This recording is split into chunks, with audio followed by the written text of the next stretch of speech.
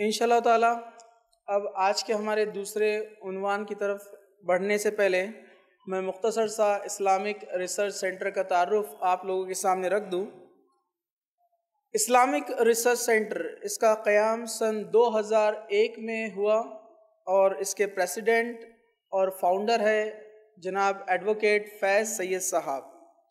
Islamic research centre ایک naan profitable اور non political organization ہے۔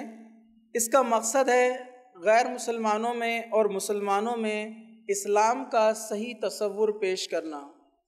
الحمدللہ پچھلے 15 سالوں سے اسلامک ریسرچ سینٹر دعوتی اور اصلاحی کاموں میں بڑھ چڑھ کر حصہ لیتے آ رہی ہے، اور الحمدللہ اللہ کے فضل و کرم سے اسلامک ریسرچ سینٹر کی جانب سے شہر میں اور اس کے اطراف میں بہت سارے درس و تدریس لیے جاتے ہیں۔ اسی طرح اسلامک ریسرچ سینٹر کے اندر مختلف شاخیں ہیں، جس میں سے ایک بلا سودی نظم کا ایک قدم بڑھایا گیا ہے، جو جن سیوا کے نام سے آپ لوگوں کے سامنے آ چکا ہے، آپ لوگ اس کو جانتے ہیں۔ اسی طرح اسلامک ریسرچ سینٹر میں بیت المال کا بھی نظم کیا جاتا ہے، مطلب آپ کے زکوٰۃ، صدقات وغیرہ ڈونیشنز کو ان کے پراپر یوٹیلائزیشن کے لیے ایک مد بنایا گیا ہے۔ جو زکوٰۃ کے مد ہے اس میں آپ کے زکوٰۃ کی رقم کو لگایا جاتا ہے، اور جہاں پر جو ڈونیشنز جنرل ڈونیشن ہیں آپ کے، وہ دعوت اور اصلاحی کاموں میں انہیں استعمال کیا جاتا ہے۔ اسی طرح اسلامک ریسرچ سینٹر کی جانب سے سال میں ایک بار ایک میجر دعویٰ پروگرام رکھا جاتا ہے غیر مسلموں میں دعوت کے لیے۔ اسی طرح سال میں ایک بار اسلامک ریسرچ سینٹر کی جانب سے دعویٰ ٹریننگ پروگرام مقرر کیا جاتا ہے، جس میں یہ ٹریننگ دی جاتی ہے کہ دعوت اور اصلاحی کام کو کیسے کیا جائے۔ اسی طرح اسلامک ریسرچ سینٹر کی ایک بڑی ایکٹیویٹی ہے جو آج ہم یہاں پر موجود ہے، وہ ہے رمضان کانفرنس۔ یہ ہر سال رمضان کے آخری عشرے میں اس کانفرنس کو رکھا جاتا ہے۔ اسی طرح Islamic research centre YouTube channel پر کافی ایکٹیو ہے، جس کے الحمدللہ 70,000 سے زیادہ سبسکرائبر ہے، اور 35 ملین سے زیادہ اس کے ویو ہیں، مطلب لوگ اس کو اتنے دیکھ چکے ہیں الحمدللہ۔ اسی طرح ایڈوکیٹ فیض سید صاحب کے 52 سے زیادہ عنوانات پر مکمل ٹاپکس آپ کے ہیں، یہ یوٹیوب چینل پر موجود ہے، آپ اس سے فائدہ حاصل کر سکتے ہیں۔ اسی طرح اسلامک ریسرچ سینٹر کی جانب سے کریئر گائیڈنس پروگرام اور موٹیویشنل پروگرامز اسٹوڈنٹس کے لیے لیے جاتے ہیں۔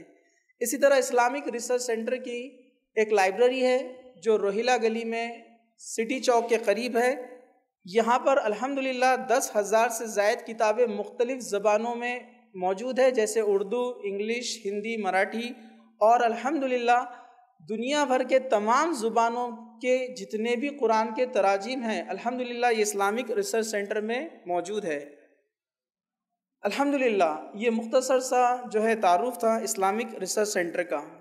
اب آج کا ہمارا دوسرا عنوان ہے وہ ہے فرشتوں کی دنیا، اور اس کے ہمارے مقرر ہیں ایڈوکیٹ فیض سید صاحب۔ میں مختصر سا آپ کا بھی تعارف رکھ دوں۔ الحمدللہ آپ تعارف کے محتاج نہیں ہیں، یہاں پر بیٹھے اکثر لوگ آپ سے آشنا ہیں، آپ کو جانتے ہیں، لیکن یہ ایک رسم ہے، ایک پروگرام کا ایک ڈیکورم ہے کہ مقرر کا تعارف آپ کے سامنے رکھا جائے۔ تو میں آپ کے بارے میں بتا دوں، ایڈوکیٹ فیض سید صاحب یہ اسلامک ریسرچ سینٹر کے پریزیڈنٹ ہیں، اسی کے ساتھ ساتھ جن سیوا کریڈٹ کوآپریٹو سوسائٹی اور الکتاب پرائیویٹ لمیٹڈ کے بھی آپ پریزیڈنٹ ہیں۔ ماشاءاللہ آپ نے بیچلر ان کمپیوٹر سائنس اور اس کے بعد ماسٹر ان کمپیوٹر ایپلیکیشن یہ کورسز مکمل کرنے کے بعد LLB بھی آپ نے مکمل کیا اسی شہر اورنگ آباد سے، اور الحمدللہ آپ نے اسلامک اور کمپیریٹیو ریلیجن جیسے عیسائیت اور دیگر مذاہب پر بہت سارے سرٹیفیکیشن کورسز بھی مکمل کیے۔ الحمدللہ ہندوستان کے تقریباً بڑے شہروں میں آپ کو مدعو کیا گیا مختلف عنوانات پر بیان کرنے کے لیے، خصوصی طور پر جو فیملی پرابلمز ہوتے ہیں یا بچوں کی تربیت، بچوں کی تعلیم، اس پر آپ کو خصوصی طور پر اس پر بیان کرنے کے لیے مدعو کیا گیا۔ الحمدللہ صرف ہندوستان میں ہی نہیں بلکہ سعودی عرب، دبئی وغیرہ میں بھی آپ کے بہت سارے انٹرنیشنل ٹورز بھی ہو چکے ہیں۔ تو الحمدللہ یہ ہمارے شہر کی جو ہے خوش قسمتی ہے کہ ایک ایسے مقرر ہمارے ہی شہر میں رہتے ہیں اور ہم ان سے فائدہ حاصل کریں۔ تو میں زیادہ وقت نہ لیتے ہوئے جناب ایڈوکیٹ فیض سید صاحب کو دعوت دوں گا کہ وہ فرشتوں کی دنیا اس عنوان پر روشنی ڈالے۔ جزاک اللہ خیر۔ بسم اللہ الرحمن الرحیم۔ ان الحمد للہ نحمده ونستعینه ونستغفره ونعوذ باللہ من شرور انفسنا ومن سیئات اعمالنا من يهدي الله فلا مضل له ومن يضلل فلا هادي له واشهد ان لا اله الا الله وحده لا شريك له واشهد ان محمدا عبده ورسوله وبعد فان خير الحديث كتاب الله وخير الهدي هدي محمد صلى الله عليه وسلم وشر الامور محدثاتها وكل محدثة بدعة وكل بدعة ضلالة وكل ضلالة في النار وقال عز وجل في القرآن المجيد اعوذ بالله من الشيطان الرجيم بسم الله الرحمن الرحيم يا ايها الذين امنوا اتقوا الله حق تقاته ولا تموتن الا وانتم مسلمون وقال يا ايها الناس اتقوا ربكم الذي خلقكم من نفس واحدة وخلق منها زوجها بث منهما رجالا كثيرا ونساء واتقوا الله الذي تسالون به والارحام ان الله كان عليكم رقيبا وقال يا أيها الذين آمنوا اتقوا الله وقولوا قولا سديدا يصلح لكم أعمالكم ويغفر لكم ذنوبكم ومن يطع الله ورسوله فقد فاز فوزا عظيما اللهم صل على محمد وعلى آل محمد كما صليت على إبراهيم وعلى آل إبراهيم إنك حميد مجيد اللهم بارك على محمد وعلى آل محمد كما باركت على إبراهيم وعلى آل إبراهيم إنك حميد مجيد رب اشرح لي صدري ويسر لي أمري واحلل عقدة من لساني يفقهوا قولي وقال عز وجل في القرآن المجيد اعوذ بالله من الشيطان الرجيم بسم الله الرحمن الرحيم آمن الرسول بما انزل الیہ من ربہ والمؤمنون کل آمن باللہ وملائکتہ وکتبہ ورسلہ لا نفرق بین احد من رسلہ اما بعد۔ تمام تعریفیں اس اللہ عز و جل کے لیے لائق و زیبا ہے جو تمام جہانوں کا بنانے والا اور اسے پالنے والا ہے، اور درود و سلام اس کے آخری نبی محمد صلی اللہ علیہ وسلم پر۔ الحمدللہ ہم تمام یہاں اس رمضان کانفرنس کے یا 10 روزہ اسلامی کانفرنس کے دوسرے دن کے دوسرے نشست میں سیکنڈ سیشن میں جمع ہوئے، اور جیسا کہ آپ تمام کے سامنے اعلان کیا گیا تھا کہ انشاءاللہ عزیز آج کچھ باتیں میں آپ تمام کے سامنے جو ہے فرشتوں کی دنیا، عالم الملائکۃ الابرار، فرشتوں کی جو دنیا ہے یا فرشتوں کا کیا معاملہ ہے اس کے تعلق سے کچھ باتیں رکھنے کی جو ہے کوشش کروں گا۔ سب سے پہلی چیز تو یہ، فرشتوں کے تعلق سے یاد رکھیے فرشتوں پہ ایمان لانا یہ ہمارے ایمان کا ایک حصہ ہے اور یہ ہم پر واجب اور فرض ہے۔ جیسے کہ ایک شخص جو ہے ایمان لاتا ہے اور ایمان کے جو ہے ستون ہم جانتے ہیں وہ 6 ہیں۔ اس ایمان کے ستون میں سب سے پہلا ہے کہ آمنت باللہ، ایمان لائے وہ شخص اللہ پر، و ملائکتی اس کے فرشتوں پر، و کتبی اس کی کتابوں پر، و رسولی اس کے رسولوں پر، والیوم الآخری اور آخرت کے دن پر، والقدر خیرہ و شرہ اور تقدیر پر کہ اس کا اچھا یا برا ہونا اللہ تعالیٰ کی طرف سے ہے۔ تو یہ 6 چیزیں ایسی ہیں جس پر ایمان لانا ہر مسلمان کے لیے واجب ہے، اس کو ایمان کہا جاتا ہے۔ اس کے تعلق سے بہت تفصیلی جو ایک روایت آتی ہے جو صحیح مسلم کی روایت ہے، عمر ابن خطاب رضی اللہ عنہ اس کے راوی، اور فرماتے ہیں نبی اکرم صلی اللہ علیہ وسلم کا ایک شخص آیا، اس نے سوال کیا، اس سوال میں ایک سوال یہ تھا کہ ایمان کیا ہے، جس کے جواب میں نبی اکرم صلی اللہ علیہ وسلم نے یہ 6 باتیں بتائی، جس میں تھے ایمان اللہ کے بعد ملائکہ، فرشتے۔ تو فرشتوں پر ایمان لانا یہ فرض اور ہم پر واجب ہے، یاد رکھیے یہ ایمان کا رکن ہے، اس کا ستون ہے، یاد رکھیے۔ اور جو یہ غائب کا ایک حصہ ہے، یاد رکھیے ایمان ملائکہ فرشتوں پر ایمان یہ غائب کی چیز ہے، مطلب یہ ایک ایسی چیز ہے جس کو ہم دیکھ نہیں سکتے، یاد رکھیے۔ اور غائب پر ایمان لانا یہ ہم پر یہ بھی واجب ہے، اس لیے کہ اللہ رب العزت نے سورہ بقرہ سورہ نمبر 2 اس کی آیت نمبر 3 نے فرمایا الذین یؤمنون بالغیب، مومن کی ایک صفت بیان کی ایمان والے کی کہ وہ ایمان لاتا ہے غائب پر۔ غائب سے مراد وہ چیز جس کو انسین کہیں گے ہم، جس کو ہم دیکھ نہیں سکتے یا کسی نے دیکھا نہیں ہے، یاد رکھیے۔ تو ایمان بالغیب یہ ہمارے ایمان کا حصہ ہے، اور فرشتوں پر ایمان بالغیب میں سے ہے، یاد رکھیے۔ اور اس کے علاوہ بھی غیب میں بہت ساری چیزیں ہیں جس کو ہم نہیں دیکھتے، اسی طرح جیسے کہ ایک اور دنیا ہے، ایک عالم ہے جس کو ہم کہتے ہیں جنوں کی دنیا۔ انشاءاللہ اس کی تفصیلات جو آنے والے جو ہے دنوں میں آئیں گی۔ تو آج جس دنیا کے تعلق سے بات آپ کے سامنے رکھوں گا وہ ہے ورلڈ آف نوبل اینجلس، عالم الملائکۃ الابرار، کہ فرشتوں کی دنیا کیا ہے، ان پر ایمان کس کو کہتے ہیں، اس کے تقاضے کیا ہیں، ورنہ ہم دیکھتے ہیں کہ فرشتوں پر ایمان میں کبھی کبھار ہم بہت گڑبڑ کر دیتے ہیں. جیسے کہ ایک مثال دیتا ہوں کہ بہت سارے لوگوں کا یہ ماننا ہے کہ جو ابلیس جو ہے جن ہے، ابلیس جس کو ہم شیطان کہتے ہیں عام زبان میں، تو بہت سارے لوگوں کا یہ ماننا ہے کہ یہ ابلیس کسی زمانے میں ایک فرشتہ تھا اور بہت اللہ کی عبادتیں کیا کرتا تھا اور فرشتوں کا سردار تھا، لیکن ایک بار کیا کیا، بغاوت کر بیٹھا اپنے رب سے، تو کیا بن گیا، پھر وہ شیطان بن گیا. یاد رکھیے فرشتوں کے ایمان میں یہ چیز داخل ہے کہ فرشتے ہر وہ کام کرتے جو ان کا رب حکم دیتا ہے اور ان کے رب کے حکم سے ہٹ کر وہ کچھ بھی نہیں کرتے. تو اگر کوئی شخص یہ ایمان رکھتا ہے، عقیدہ رکھتا ہے کہ وہ ابلیس وہ فرشتہ تھا، جن نہیں تھا، تو گویا اس کے فرشتوں پر ایمان میں گڑبڑ ہے. اس کا کہنا یہ ہے کہ فرشتے منمانی بھی کر سکتے ہیں اپنی، جبکہ ہم جانتے اللہ رب العزت نے قرآن میں اس چیز کا اعلان کر دیا. سورہ کہف سورہ نمبر 18 آیت نمبر 50 میں وَإِذْ قُلْنَا لِلْمَلَائِكَةِ اسْجُدُوا لِآدَمَ فَسَجَدُوا إِلَّا إِبْلِيسَ كَانَ مِنَ الْجِنِّ فَفَسَقَ عَنْ أَمْرِ رَبِّهِ، کہ جب تیرے رب نے حکم دیا فرشتوں کو کہ جھک جاؤ آدم کے سامنے، سارے کے سارے جھک گئے سوائے ابلیس کے. كَانَ مِنَ الْجِنِّ، اور وہ جنوں میں سے تھا. فَفَسَقَ عَنْ أَمْرِ رَبِّهِ، اور اس نے اپنے رب کے حکم کو جھٹلایا اور ٹھکرا دیا اور فسق کیا. تو یہاں اللہ رب العزت نے اس چیز کی وضاحت کر دی کہ ابلیس کبھی بھی فرشتہ تھا ہی نہیں. وہ کون ہے؟ بابائے جنوں کا باپ ہے. جس طرح سے آدم علیہ السلام میرے اور آپ کے باپ ہے، سمجھ رہے آپ؟ اور آدم علیہ السلام کی نسل میں ایمان والے اور کافر ہوتے ہیں. ابلیس کافر تھا، اس کی نسل میں بھی ایمان والے اور کافر ہوتے ہیں. تو دیکھیے آپ، فرشتوں پر ایمان میں گڑبڑ کرتے ہیں ہم، اور پتہ نہیں عجیب و غریب کیسے کیسے عقائد فرشتوں کے تعلق سے کبھی کبھار لوگ بیان کرتے ہیں، سن کر بھی کبھی تعجب ہوتا ہے. عجیب و غریب کہ 2 فرشتوں کو اللہ تعالیٰ نے سزا دے دی اور عراق میں ایک شہر میں کوبہ میں الٹا لٹکا دیا اور وہ قیامت تک الٹے لٹکے ہوئے رہیں گے. سبحان اللہ.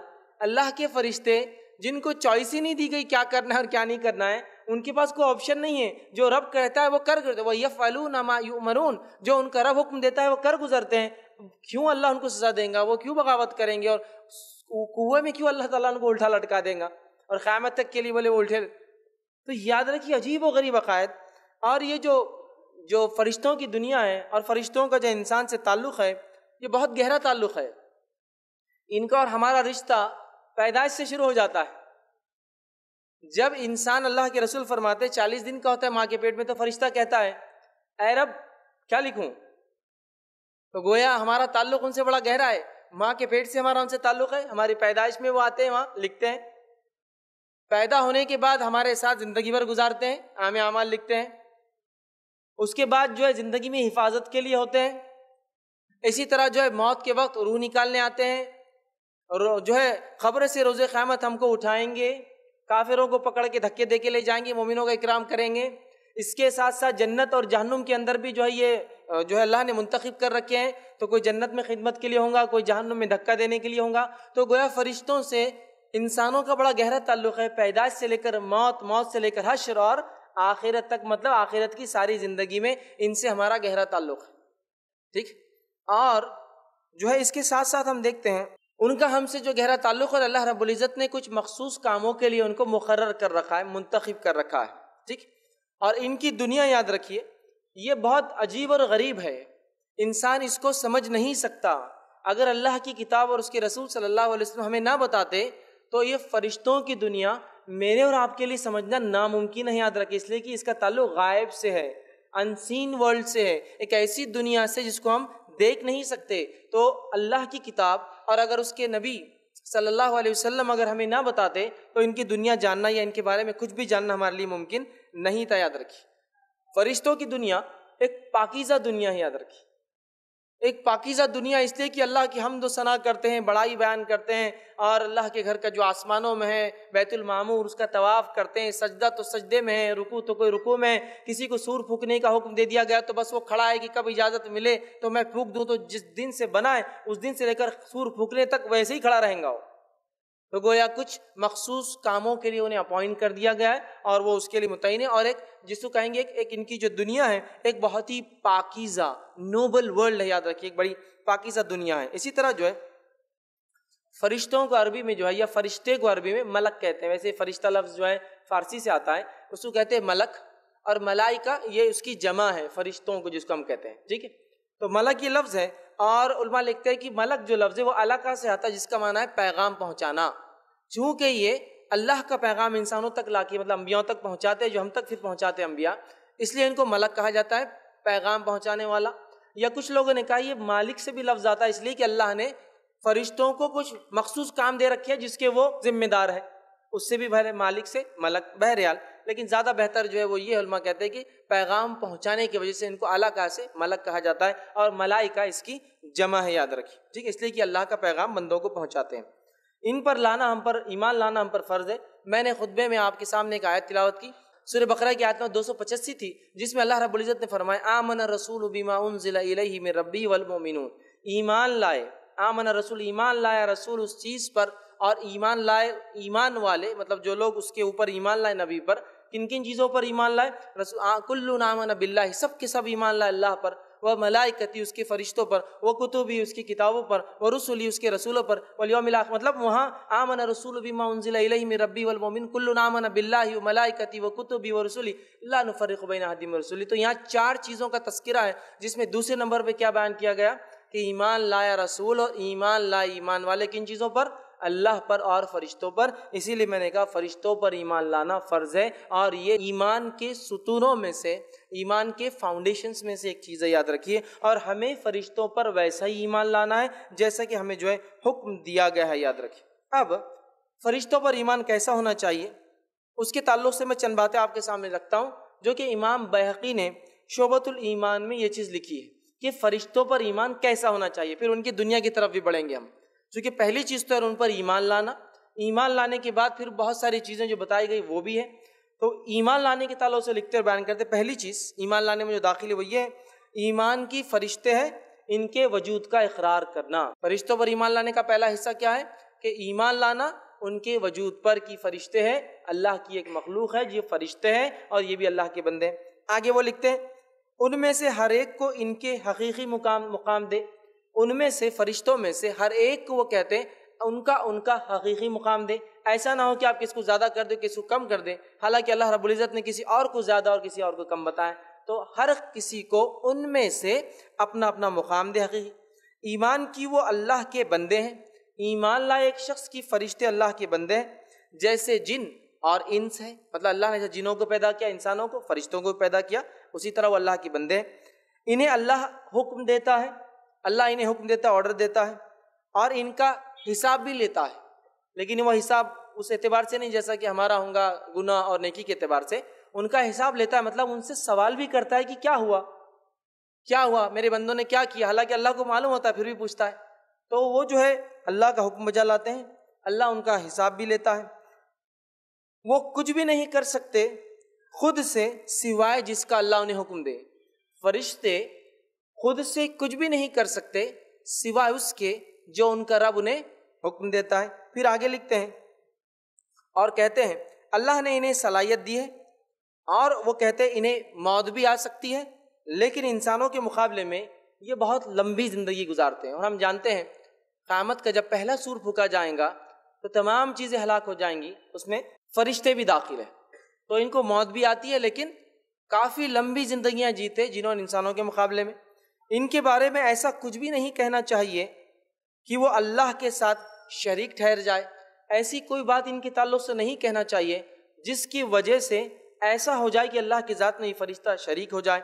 اور انہیں معبود نہیں بنانا چاہیے جس طرح سے عرب قومیں اسلام سے پہلے ان کی عبادت کرتی تھی. انہیں معبود, انہیں عبادت کی چیز نہیں سمجھنا چاہیے جس طرح سے عرب کی قوم یا کچھ قبائل لوگ ان کی جو ہے عبادت کرتے اور اس کا عقیدہ رکھتے ہیں.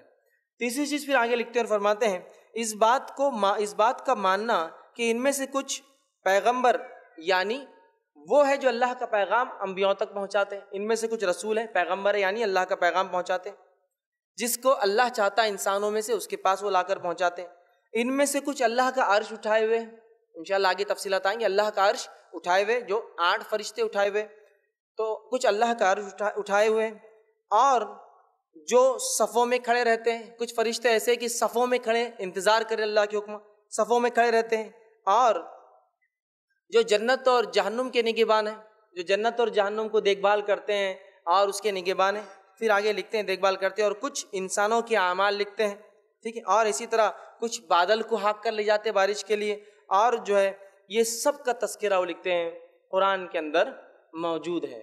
تو یہ چند باتیں تھی جو امام بہقی نے شعبۃ الایمان میں ان پر ایمان کے تعلق سے لکھی. تو ہمیں بھی چاہیے ان نکات کو جو میں نے کہے اس پر غور کریں اور اس پر ہم بھی ویسا ہی عقیدہ رکھیں جیسا صحابہ نے اس معاملے میں عقیدہ رکھا. آگے آئیے، اب فرشتوں کے جسمانی اوصاف کی طرف چلتے ہیں.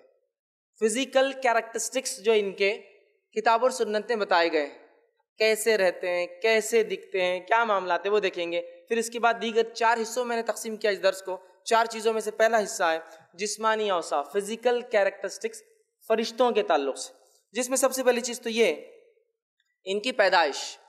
تو ان کی پیدائش کے تعلق سے صحیح مسلم کی روایت ہے، اللہ کے رسول صلی اللہ علیہ وسلم فرمایا اور کہا، اللہ رب العزت نے ان جو ہے جنوں کو آنکھ سے پیدا کیا، فرشتوں کو نور سے پیدا کیا، اور آدم کو اس چیز سے پیدا کیا گیا جس کا تمہیں ذکر کر دیا گیا ہے، مطلب قرآن میں اس کا ذکر ہے، اور آدم مٹی سے بنے. تو فرشتوں کو اللہ رب العزت نے نور سے پیدا کیا. یاد رکھیں، تو فرشتے نوری مخلوق ہے، جن ناری مخلوق ہے، آنکھ سے بنے، اور انسان خاکی مخلوق ہے، مٹی سے بنا ہوا ہے، خاک سے بنا ہوا ہے. تو وہ نور سے پیدا کیے گئے، اس وجہ سے ہم ان کو دیکھ بھی نہیں سکتے، لائٹ، ٹھیک ہے. اسی طرح جو ہے اللہ تعالیٰ نے ان کو کیوں پیدا کیا؟ تو اللہ تعالیٰ نے ان کو مختلف کاموں کے لیے پیدا کیا. جیسا کہ ہم جانتے ہیں بہت سارے فرشتے بارش برسانے کے لیے کچھ خاص فرشتے ہیں، زندگی جو روح پھونکتے ہیں خاص فرشتے ہوتے ہیں، روح نکالنے کے لیے خاص فرشتے ہوتے ہیں، نام اعمال لکھنے کے لیے خاص فرشتے ہوتے ہیں، جنت کو سنبھالنے کے لیے خاص فرشتے اور ان کے لیڈر سردار بھی ہے، جہنم کو جو ہے لوگوں کو پھینکنے اور دہکانے کے لیے خاص فرشتے ہیں. تو اللہ نے ان کو کچھ مخصوص کاموں کے لیے پیدا کیا، نور سے پیدا کیا. اور اسی طرح جو ہے یہ کب پیدا ہوئے؟ یہ انسان کی پیدائش سے، آدم علیہ السلام کی پیدائش سے پہلے پیدا ہوئے، لیکن کب اس کی تفصیلات ہمیں نہیں ملتی ہے. لیکن اتنی بات تو طے ہے کہ آدم علیہ السلام کی پیدائش سے پہلے یہ پیدا ہو گئے تھے. اس کی دلیل یہ ہے کہ سورہ بقرہ سورہ نمبر 2 آیت نمبر 30 میں اللہ نے فرمایا کہا، وَإِذْ قَالَ رَبُّكَ لِلْمَلَائِكَةِ إِنِّي جَاعِلٌ فِي الْأَرْضِ خَلِيفَةً، اور اللہ رب نے فرماتا اور تیرے رب نے فرشتوں سے کہا کہ میں زمین پر ایک خلیفہ بنانے والا. ایسے لوگ، ایسی نسل جو ایک کے بعد ایک آتی جائیں گی. تو یہاں اللہ تعالیٰ نے آدم علیہ السلام کو بنانے سے پہلے فرشتوں کو آدم علیہ السلام کے تعلق سے خبر دی. تو اس سے ہی پتہ چلا یہ ہماری پیدائش، مطلب آدم علیہ السلام کی پیدائش سے پہلے پیدا ہوئے، لیکن کب واللہ عالم ہم نہیں جانتے. ٹھیک ہے، یہ بات اس آیت سے طے ہوگی. اب یہ کس چیز سے پیدا کیے گئے؟ یہ تفصیلات میں رکھ چکا ہوں کہ یہ نور سے پیدا کیے گئے. اور اسی طرح جو ہے چونکہ وہ نور سے پیدا ہوئے، ہم ان کو ان کے حقیقی شکل میں، ریئل فزکس میں، یا جو ہے ریئل جو ہے اس میں ہم ان کے شیپ یا اس میں سائز میں یا فزیکلی ان کو حقیقت میں ہم دیکھ نہیں سکتے، سوائے جب اللہ تعالیٰ انہیں حکم دیتا ہے اور وہ انسانی شکل لے کر آتے ہیں تو تب انہیں کوئی دیکھ سکتا ہے. جیسے کہ نبی اکرم صلی اللہ علیہ وسلم کے زمانے میں جبرائیل علیہ السلام کچھ مواقعوں پر آئے، کچھ باتیں کی، اور جانے کے بعد اللہ کے رسول صلی اللہ علیہ وسلم نے کہا کہ یہ جبرائیل تھے. تو وہ انسانی شکل لے کر آئے تھے، ایک صحابی کی شکل میں وہ آتے تھے. تو ہم فرشتوں کو چونکہ وہ نور سے بنے ہیں اپنی آنکھوں سے نہیں دیکھ سکتے، سوائے اس کے کہ اللہ رب العزت انہیں اجازت دے تو وہ شکل لیتے ہیں. اور پھر جب شکل لیتے ہیں انسانی، اس انسانی شکل میں کچھ لوگوں نے انہیں دیکھا ہے، جیسا نبی اکرم صلی اللہ علیہ وسلم صحابہ نے. اور اس امت میں سے نبی اکرم صلی اللہ علیہ وسلم ایسے شخص ہے جس نے فرشتے کو یا فرشتوں کو حقیقت میں دیکھا ہے. صرف نبی اکرم صلی اللہ علیہ وسلم کی ذات کے علاوہ کسی نے بھی فرشتوں کو ان کے حقیقی شکل میں نہیں دیکھا.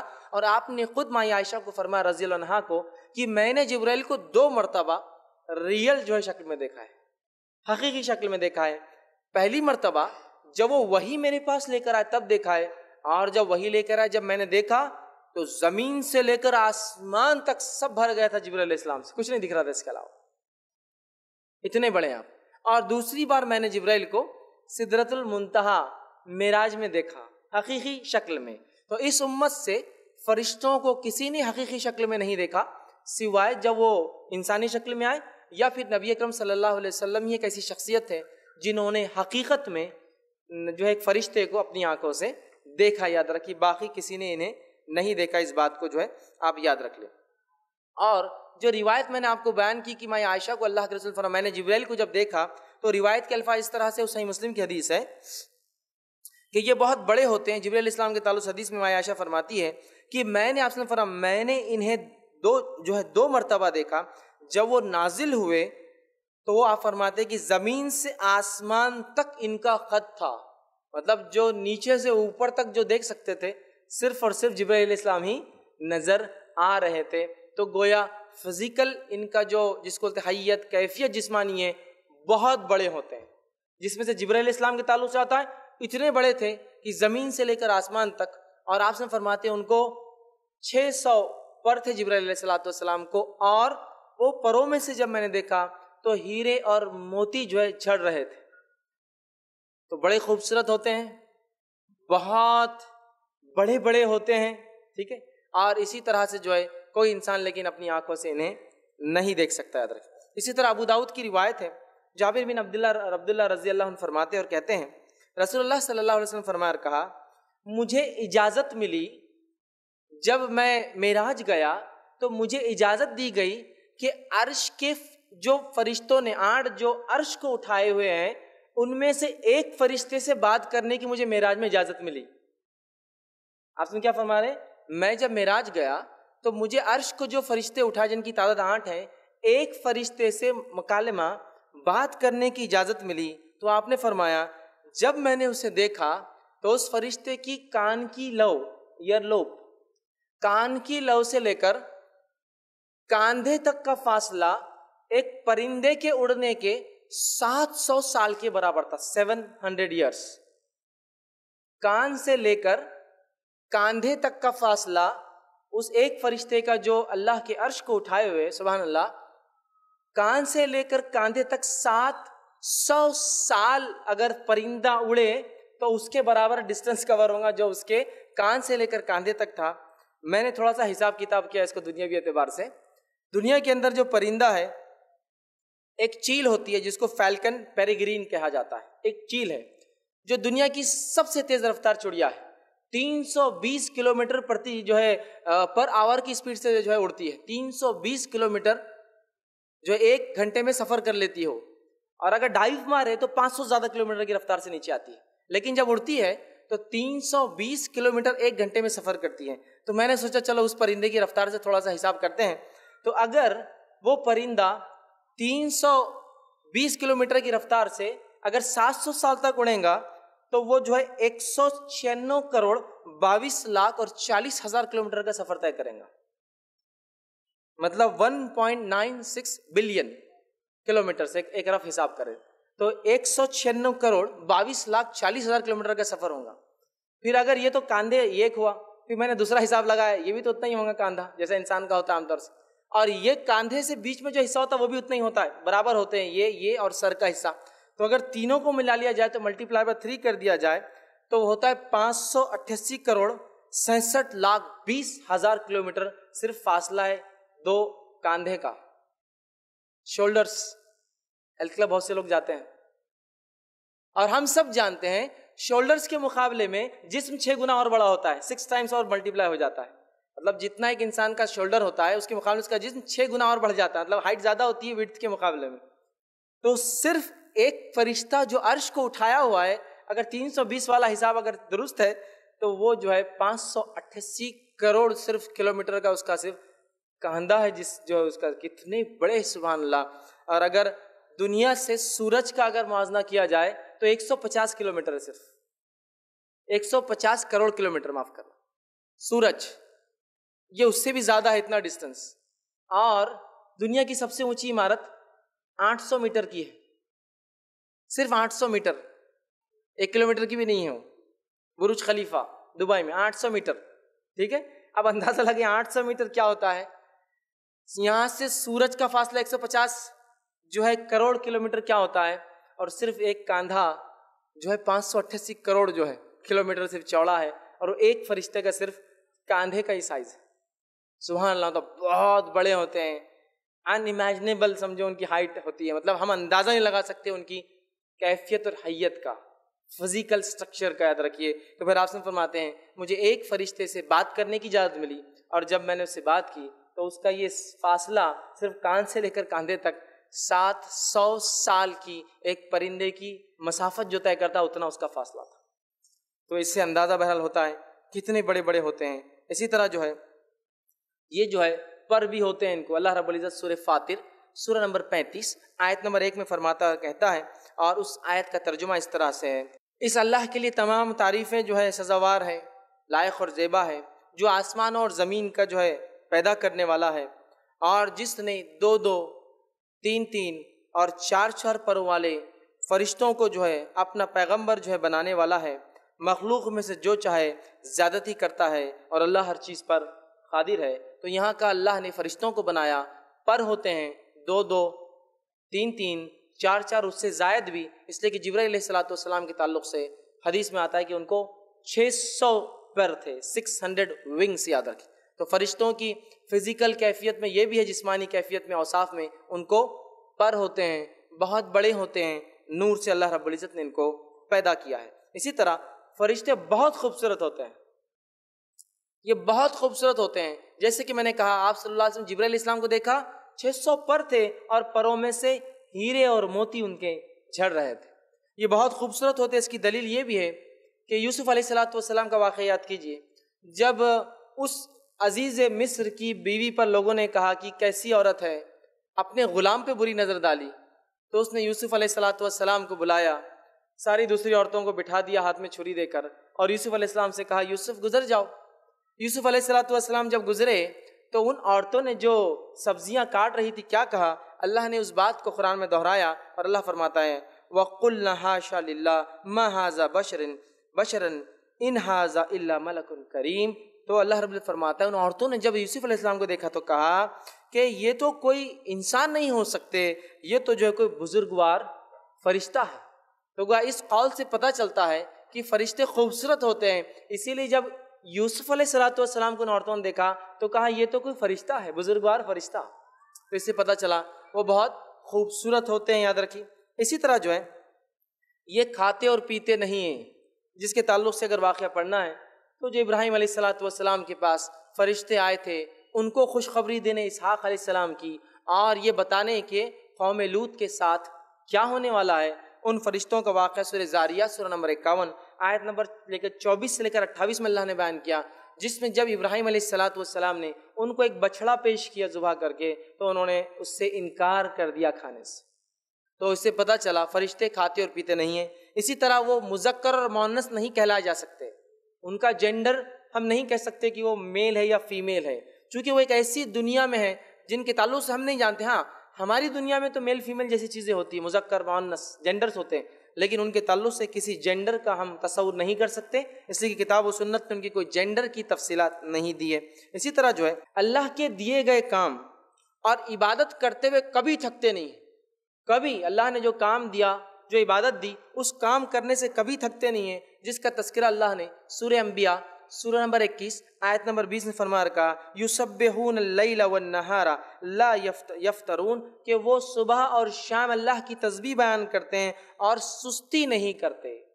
تو گویا اللہ نے اگر کسی کو تسبیح دی تو وہ صبح اور شام تسبیح کرتے ہیں، اور کبھی تسبیح کرنے میں نہ سستی کرتے ہیں اور نہ ہی تسبیح کرنے سے وہ کبھی تھکتے ہیں، یاد رکھیے. اسی طرح جو ہے اسرافیل علیہ السلام کے تعلق سے جو آتا ہے، جو کہ ایک فرشتے ہیں، حدیث میں آتا ہے اللہ کے رسول صلی اللہ علیہ وسلم فرماتے ہیں کہ اسرافیل علیہ السلام کو جب اللہ نے بنایا اور بنا کے ایک کام دے دیا کہ سور پھونکنا ہے، تو آپ وسلم فرماتے ہیں ان کا منہ سور کے قریب ہے. سور کو ایک بجنے والی چیز ہے جو سینگ کی طرح ہوتی، پیچھے چھوٹی آگے بڑی، اور جو ہے وہ منہ نزدیک ہے، اور نظر اللہ رب العزت کے عرش کی طرف ہے کہ کب اللہ حکم دے دے اور مجھے پھونک مارنا پڑے. اور جب سے پیدا کیے گئے تب سے کھڑے ہیں، مطلب جب سے دنیا بنی تب سے کھڑے لے کر قیامت تک کھڑے رہیں گے، اور ایک بار بھی پلک نہیں ماریں گے، چونکہ ہو سکتا ہے رب کا حکم آ جائے. کیسے کام کرتے اللہ کا کہ جب سے بنے کھڑے ہیں، سور کے قریب منہ ہیں، اور جب سے بنے ہیں تو قیامت تک اللہ کے عرش کی طرف ٹیڑھی منڈی کر کے دیکھ رہے ہیں، اور پلک بھی نہیں مارتے ایک بار بھی. سبحان اللہ.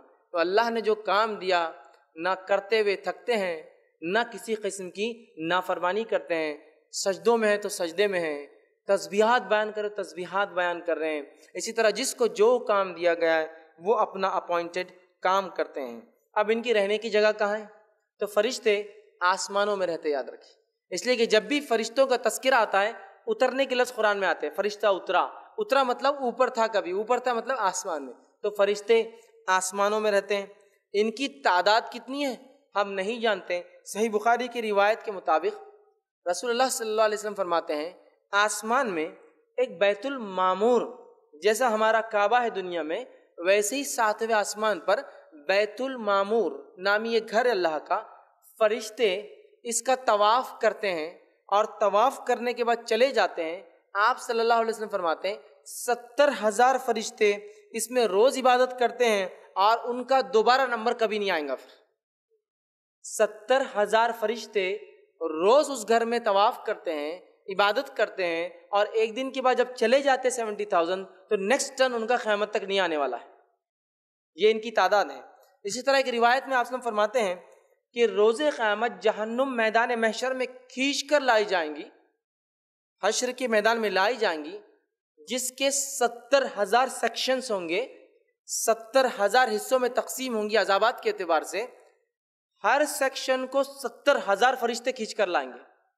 مطلب ایک سیکشن کو 70,000 پل کریں گے اور 70,000 ایسے سیکشن ہیں، 70,000 کو 70,000 سے ضرب دے دیجئے تو ہوتا ہے، اس کا حساب لگا لے تو 490 کروڑ ہوتا ہے۔ تو گویا یہ لاتعداد ہیں، بہت کثیر تعداد میں ہیں۔ کتنے ہیں واللہ عالم، ہم نہیں جانتے۔ اگر یہ بھی حساب لگا لے کہ ایک آدمی کے نام عمل لکھنے کے لیے 2 ہے تو بھی تعداد کتنی ہو جاتی ہے، اندازہ لگا لیجیے آپ، سمجھ رہے آپ؟ تو بہرحال بہت تعداد ہے۔ ان میں سے کچھ فرشتوں کے نام مشہور اور معروف ہیں، جیسے کہ ہم جانتے جبرائیل علیہ السلام، میکائیل علیہ السلام، اسرافیل علیہ السلام، مالک جو جہنم کا داروغہ ہے، رضوان جو جنت کے داروغہ ہے، منکر نکیر جو قبر میں سوال کرنے آتے ہیں، اسی طرح ہاروت اور ماروت جو بابل نامی ایک شہر میں آزمائش کے لیے آئے تھے، رقیب اور عتید بول کر علماء لکھتے ہیں یہ وہ فرشتے ہیں جو ہم جو بات کرتے ہیں کیش کر لیتے ہیں، نوٹ کرتے ہیں، لکھ کے رکھتے ہیں، حساب رکھتے ہیں۔ تو بہرحال کچھ کے نام ہم جانتے ہیں، لیکن بہت سارے نام ہمارے جو چلن میں ہیں اس میں سے بہت سارے نام کتاب اور سنت میں، قرآن حدیث میں نہیں ملتے، لیکن چلن میں، لیکن یہ وہ معروف نام ہے جو ہمیں نام کے ساتھ، ویسے اگر ملک الموت، موت کا فرشتہ، لیکن نام نہیں پتا، تذکرہ ہے موت کا، ملک الجبال پہاڑ کا فرشتہ، تذکرہ ہے لیکن نام کیا ہم نہیں جانتے، پہاڑوں کے فرشتے، ٹھیک ہے۔ تو بہرحال نام اتنے نام آتے ہیں اور جو ہے بہت سارے نام چلن میں لیکن وہ ثابت نہیں ہوتے۔ اسی طرح جو ہے پہلے سور پھونکنے کے بعد یہ بھی ختم ہو جائیں گے، اس لیے کہ اللہ رب العزت نے قرآن میں کہا کہ تمام کے تمام لوگ جو ہے تمام چیزیں جو ہلاک ہو جائیں گی سوائے تیرے رب کی ذات کے تعلق سے، تو اللہ کو چھوڑ کر سب ہلاک ہو جائیں گے، تو فرشتے اس میں شامل ہیں۔ تو پہلے سور کے بعد یہ ختم ہو جائیں گے، پھر دوسرے سور کے بعد جو ہے تمام جیسے انسان اٹھیں گے یہ بھی اٹھا لیے جائیں گے۔ اب ان کے کچھ کیریکٹرسٹکس اوصاف ہم دیکھتے ہیں۔ پہلی چیز جو ہے یہ بہت باعزت ہوتے ہیں اور فرما بردار ہوتے ہیں، ٹھیک ہے، بہت باعزت اور فرما بردار۔ اللہ تعالیٰ نے سورہ عبس سورہ نمبر 80 آیت نمبر 16 میں اللہ تعالیٰ نے فرما رکھا کرام بررہ، جس کا معنی ہے جو بزرگ اور پاک ہوتے ہیں۔ اس لیے میں نے کہا کہ یہ جو ہے بہت باعزت اور فرما بردار ہوتے ہیں۔ اسی طرح بہت حیادار بھی ہوتے ہیں، یاد رکھیے فرشتے بہت حیادار ہوتے ہیں، ٹھیک ہے۔ اسی طرح ان کے تعلق سے صلاحیتوں کے تعلق سے آتا ہے وہ یہ ہے مختلف شکلیں لے سکتے ہیں۔ یہ فرشتوں کی صلاحیت میں سے ایک صلاحیت ہے مختلف شکلیں لے سکتے ہیں۔ جیسے مریم علیہ السلام کے پاس ایک فرشتہ آیا تھا، خوشخبری دینے کے اللہ نے ان کو چن لیا ہے دیگر عورتوں پر، دنیا کی تمام عالم کی عورتوں پر، تو وہاں ایک شکل میں آئے تھے۔ اسی طرح قوموں کو آزمانے کے لیے فرشتے آتے ہیں۔ لوط علیہ السلام کی قوم کو آزمانے فرشتے آئے، وہ قوم ان کے پیچھے پڑ گئی اور جو ہے گناہ کا جو وہ کرتی تھی، گناہ برے کام، اس کا حسد کیا اور اللہ نے اس قوم کو ہلاک کر دیا۔ تو گویا یہ جو ہے مختلف شکلیں لے سکتے ہیں، لیکن ایک بات یاد رکھ لیجئے کہ جن کے پاس فرشتے آتے ہیں ان کا ہر بار نبی ہونا ضروری نہیں، جیسا مریم علیہ السلام کے پاس جو فرشتے آئے لیکن وہ نبی نہیں ہے۔ اسی طرح بہت ساری قوموں کے پاس آتے ہیں جن کو آزماتے ہیں، ایسا ہاروت اور ماروت آئے۔ اسی طرح یہ قوم لوط کے پاس 2 فرشتے آئے، تو فرشتے جن کے پاس آتے ہیں وہ نبی ہر بار ہونا ضروری نہیں، لیکن وہ مختلف شکلیں لے سکتے ہیں اللہ جب حکم دیتا ہے اور آتے ہیں۔ اسی طرح ان کے علم کے تعلق سے اللہ تعالیٰ نے جو انہیں علم دیا ہے اس چیز کا انہیں علم ہوتا ہے. اللہ تعالیٰ نے جن چیزوں کا انہیں علم دیا ہے ان چیزوں کا انہیں علم ہوتا ہے. اسی طرح باادب اور باقاعدہ ہوتے ہیں، جس کو ہم کہیں گے جو ہے well discipline and well organised, بہت باادب باقاعدہ ہوتے ہیں. نبی اکرم صلی اللہ علیہ وسلم نے ایک حدیث میں بیان کر فرمایا، کاش کہ تم اپنی نماز کی صفیں ویسی بناتے جیسے فرشتے نماز کی صفیں بناتے ہیں، کہ جب کھڑے ہوتے ہیں تو اتنے مل کر کھڑے ہوتے ہیں کہ بیچ میں جگہ باقی نہیں رہتی. تو یہ حدیث ہمیں یہ بتا رہی ہے کہ با نظم فرشتے بہت ویل ڈسپلن ویل آرڈرڈ میں ہوتے ہیں، اس لیے کہ جب صف بناتے ہیں تو ایسی صف بناتے ہیں کہ بالکل ایک کے بازو ایک اور صف میں گیپ نہیں ہوتا. لیکن اس حدیث سے ایک بات اور پتہ چلتی ہے، اور آپ نے حدیث سے فرماتا، کاش تم اپنی صفوں کو ویسا بناتے جیسا فرشتے آسمان میں اپنی صفیں بناتے ہیں، کہ جب ایک سے دوسرا کھڑا ہوتا ہے تو بیچ میں جگہ نہیں ہوتی. تو گویا ہمیں بھی بتایا جا رہا ہے کہ نماز کی حد تک ویل ڈسپلین ویل آرڈرڈ کھڑے ہونا چاہیے، اور نماز کی صفیں ایسی بنانی چاہیے جیسے فرشتے بناتے ہیں، ایک آدمی دوسرے سے پورا لگا ہوا ہو. صحیح بخاری کی روایت کے مطابق نبی اکرم صلی اللہ علیہ وسلم بیان کیا فرمایا، اور انس بن مالک فرماتے ہیں نبی اکرم صلی اللہ علیہ وسلم ہمیں ایسی صفوں کا حکم دیتے کہ کاندھے سے کاندھا اور قدم سے قدم لگ جاتا. اب ہمارے پاس عجیب معاملہ ہے، کاندھے سے کاندھا اور قدم سے قدم تو دور، ہر آدمی دوسرے سے 2-2 3-3 4-4 5-5 6-6 اور ایک بالحج کی دوری پہ کھڑا ہوا ہے. سب کی اپنی اپنی صفیں چلتی ہیں، سب کا اپنا اپنا انڈیویجول معاملہ چل رہا ہے نماز کے اندر. جبکہ صفیں کیسی ہونے چاہیے، بازو بازو انسان لگ کر کھڑا ہو، اور اس میں کسی کا اختلاف بھی نہیں ہے، ایسے کوئی اختلافی معاملہ بھی نہیں ہے. بہرحال سمجھنے کی ضرورت ہے، ٹھیک ہے. تو با نظم ہوتے ہیں، بہت ویل ڈسپلین ویل آرڈرڈ ہوتے ہیں، ٹھیک.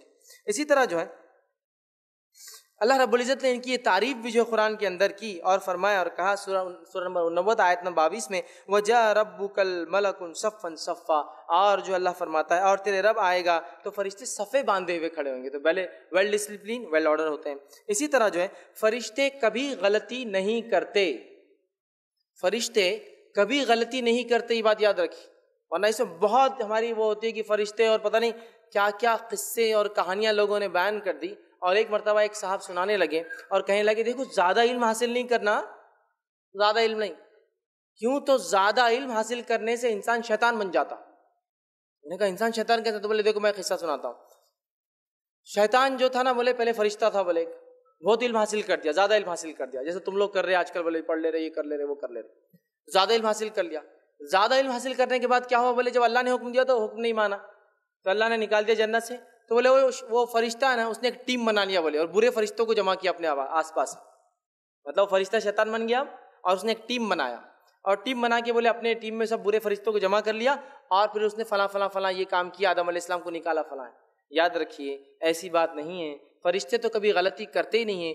وہ تو میں نے پہلے وضاحت کر دی، وہ ابلیس جو ہے کبھی فرشتہ تھا ہی نہیں، وہ شروعات سے جن تھا. یہ الگ بات ہے فرشتوں میں رہتا اٹھتا بیٹھتا تمام چیزیں تھیں، لیکن وہ کبھی بھی فرشتہ نہیں تھا. ٹھیک ہے، تو لہٰذا وہ غلطی نہیں کرتے، مخصوص لوگوں کے پاس آتے ہیں. یاد رکھیے جیسا کہ میں نے کہا شکلوں میں آتے، شکلوں کے علاوہ بھی موجود ہوتے ہیں. انشاءاللہ آگے میرے تفصیلی بیانات ہیں. فرشتے دعا اور بد دعا کس کو دیتے ہیں، ٹھیک ہے، اور اس کے علاوہ جو ہے فرشتے کس کے لیے اترتے ہیں، انشاءاللہ اس میں تفصیلات لوں گا. تو انسانوں میں آتے اور جاتے بھی، یاد رکھیے، ٹھیک ہے، انسانوں میں آتے اور جاتے ہیں، غلطی کبھی نہیں کرتے. یہ بات یاد رکھ لی، اس لیے کہ اللہ نے سورہ جو ہے تحریم سورہ نمبر 66 آیت میں 6 میں فرما کہا، وَيَفْعَلُونَ مَا يُؤْمَرُونَ، وہ وہی کام کرتے ہیں جو ان کا رب انہیں حکم دیتا ہے. یاد رکھیے، تو فرشتے غلطی نہیں کرتے کبھی. اللہ کی عبادت کرتے ہیں، جس کے تعلق سے جو قرآن حدیث میں باتیں آتی، تسبیح بیان کرتے ہیں، اللہ کی حمد ثنا بڑائی تسبیحات بیان کرتے ہیں. صفوں میں کھڑے ہو کر عبادت کرتے ہیں، جیسے صحیح مسلم کی روایت میں آتا، تسبیح بیان کرتے ہیں، صفوں میں کھڑے کی عبادت کرتے ہیں. بیت المعمور کا حج کرتے ہیں، طواف کرتے ہیں، آسمانوں میں جو ایک گھر ہے اس کا طواف اور حج کرتے ہیں. اللہ سے خوف کھاتے ہیں، بہت ڈرتے ہیں فرشتے. یاد رکھیے، اور اللہ رب العزت نے اس صفت کو فرشتوں کی وہ اللہ کا تقوی ڈرتے ہیں. سورہ انبیاء سورہ نمبر 21 آیت میں 28 سے فرما کہا، وَهُم مِّن خَشْيَتِهِ مُشْفِقُونَ، اور وہ خود جو ہے ہیبت الہی سے جو ہے پریشان ہوں گے روز قیامت. فرشتے بھی ہیبت الہی سے پریشان ہوں گے، تو وہ اللہ سے ڈرتے ہیں، اس لیے کہ اللہ کا تقوی عبادت ہے، اس لیے میں نے اس کو اس میں لکھا. اسی طرح فرشتے اور ہمارا تعلق، ابن آدم کا تعلق کیا ہے، فرشتوں کا اور ہمارا تعلق کیا ہے، چند باتیں وہ بھی ہم دیکھتے ہیں. تو فرشتے اور آدم کی اولاد کا مطلب ہمارا تعلق کیا ہے، چند باتیں دیکھتے ہیں. پیدائش میں ان کا کردار، سب سے پہلے ہمارا جو پالا فرشتوں سے پڑتا ہے وہ ہماری پیدائش ہے۔ صحیح مسلم کی روایت ہے 40 دن، جب نطفہ 40 دن گزار لیتا ہے تو ایک فرشتہ آتا ہے اور کہتا ہے اور فرماتا ہے کہ اللہ کیا شکل دوں، مرد ہے یا عورت ہے؟ اور اللہ تعالیٰ اسے حکم دے دیتا ہے اور وہ انسان کو شکل دے دیتا ہے اپنے ہاتھوں سے۔ تو اللہ سے پوچھتا ہے فرشتہ اللہ کیا شکل دوں؟ اللہ کہتا ہے یہ شکل دے، اور وہ اس کو مرد یا عورت اس شکل میں ڈھال دیتا ہے۔ تو ہمارا تعلق فرشتوں سے ہماری پیدائش کے پہلے سے ماں کے پیٹ میں شروع ہو جاتا ہے، ٹھیک ہے، پہلا۔ اسی طرح ہماری حفاظت کرتے ہیں فرشتے، ہماری حفاظت کرتے ہیں، جس کے تعلق سے سورہ رعد سورہ نمبر 13 آیت نمبر 11 میں اللہ فرماتا کہتا ہے لہو معقبات من بین یدیہ ومن خلفہ یحفظونہ من امر اللہ۔ اللہ فرماتا کہتا ہے اس کے پہرے دار انسان کے آگے پیچھے مقرر ہے جو اللہ کے حکم سے ان کی نگہبانی کرتے ہیں۔ تو گویا فرشتے میری اور آپ کی حفاظت کرتے ہیں۔ علی بن ابی طالب رضی اللہ عنہ کے قول فرمایا کرتے تھے، جب ان سے کسی نے کہا کہ آپ کو ہم سیکیورٹی دیتے ہیں، حفاظت کرتے ہیں، تو انہوں نے کہا کہ جب تک اللہ چاہیں گا فرشتے میری حفاظت کرتے رہیں گے، جب اللہ نہیں چاہیں گا وہ ہٹ جائیں گے تو پھر کوئی میری موت کو روک نہیں سکتا، لہٰذا میری حفاظت کے لیے خاص تمہارے رہ کر کوئی خاص فائدہ ہونے والا نہیں ہے، چونکہ جب تک اللہ چاہیں گا یہ فرشتے حفاظت کریں گے، اور اللہ جب نہیں چاہیں گا وہ ہٹ جائیں گے اور اس کے بعد میری موت آ جائیں گی۔ سمجھ رہے آپ؟ تو فرشتے ہماری حفاظت کرتے ہیں، ساری زندگی ہمارے ساتھ رہتے ہیں۔ اسی طرح جو ہے انبیاء تک وحی لاتے ہیں فرشتے، انبیاء علیہ الصلوۃ والسلام تک وحی لے کر آتے ہیں، یاد رکھیں، ٹھیک ہے۔ اسی طرح جو ہے اس بات کو اللہ رب العزت نے سورہ نمبر 26 آیت میں 193 فرمایا نزل بہ روح الامین، کہ اس فرشتے کو لانے والا ایک امانت دار فرشتہ ہے۔ روح الامین جبرائیل علیہ الصلوۃ والسلام کا ایک نام ہے، روح الامین، امانت دار فرشتہ۔ تو یہ انبیاء تک وحی لے کر آتے ہیں۔ اسی طرح لیکن یہ ہر کسی کے پاس، جس کے پاس آتے ہیں وہ نبی ہونا ضروری نہیں ہے، اس کی تفصیلات میں پہلے ڈسکس کر چکا ہوں۔ تو انبیاء تک یہ وحی لے کر آتے ہیں، لیکن یہ بات بھی جاننا ضروری ہے فرشتے ویسے تو دنیا میں آتے ہیں، جیسا کہ شب قدر میں، آج بھی شب قدر ہو سکتی ہے 21 ہے، تو فرشتے دنیا میں آتے ہیں۔ تنزل الملائکۃ والروح، قرآن نے فرمایا اللہ نے اترتے ہیں اس رات جبرائیل اور دیگر فرشتے، اور کچھ مفسرین لکھتے ہیں چونکہ اس رات اتنے کثرت سے فرشتے اترتے ہیں کہ اسے شب قدر اس لیے کہا جاتا ہے کہ پیر رکھنے کو بھی فرشتوں کو جگہ نہیں ہوتی، اس طرح سے تو آتے ہیں۔ لیکن بہت سارے لوگ بہت سارے کاموں میں یہ باتیں لکھتے ہیں، ایسے قصے بیان کرتے ہیں کہ فلاں کام فرشتے نے کر دیا، فلاں کام فرشتے نے کر دیا۔ جیسے کوئی صاحب بیمار تھے تو ان کو فرشتہ پانی لا کے پلا دے رہا، اور وہ بھی جبرائیل علیہ السلام لا کے پانی پلا رہے ان کو، ٹھیک ہے۔ تو ایسے کام نہیں کرتے فرشتے۔ کوئی ہے بول رہا کہ ہمارے تمبو فرشتے آ کے باندھ کے چل جا رہے، پروگرام ہو رہا کہیں تو وہ تمبو والے فرشتوں نے کھڑا کر دیا، انسانوں میں سے تو کوئی دعویٰ ہی نہیں کر رہا کہ اس نے بنایا یہ۔ تو بھیا وہ آتے ہیں لیکن ایسا ہر کسی کے پاس اور ہر کام کے لیے نہیں آتے ہیں، ٹھیک ہے۔ تو شب قدر کو اترتے ہیں، ٹھیک ہے، رحمت لے کر آتے ہیں، رحمت کے فرشتے ان کو کہتے ہیں، موت لے کر آتے ہیں، تو ایسا ہوتا ہے لیکن ہر چیز کے لیے نہیں، ٹھیک ہے۔ تو فرشتے اترتے ہیں، انبیاء تک پیغام لے کے آتے ہیں۔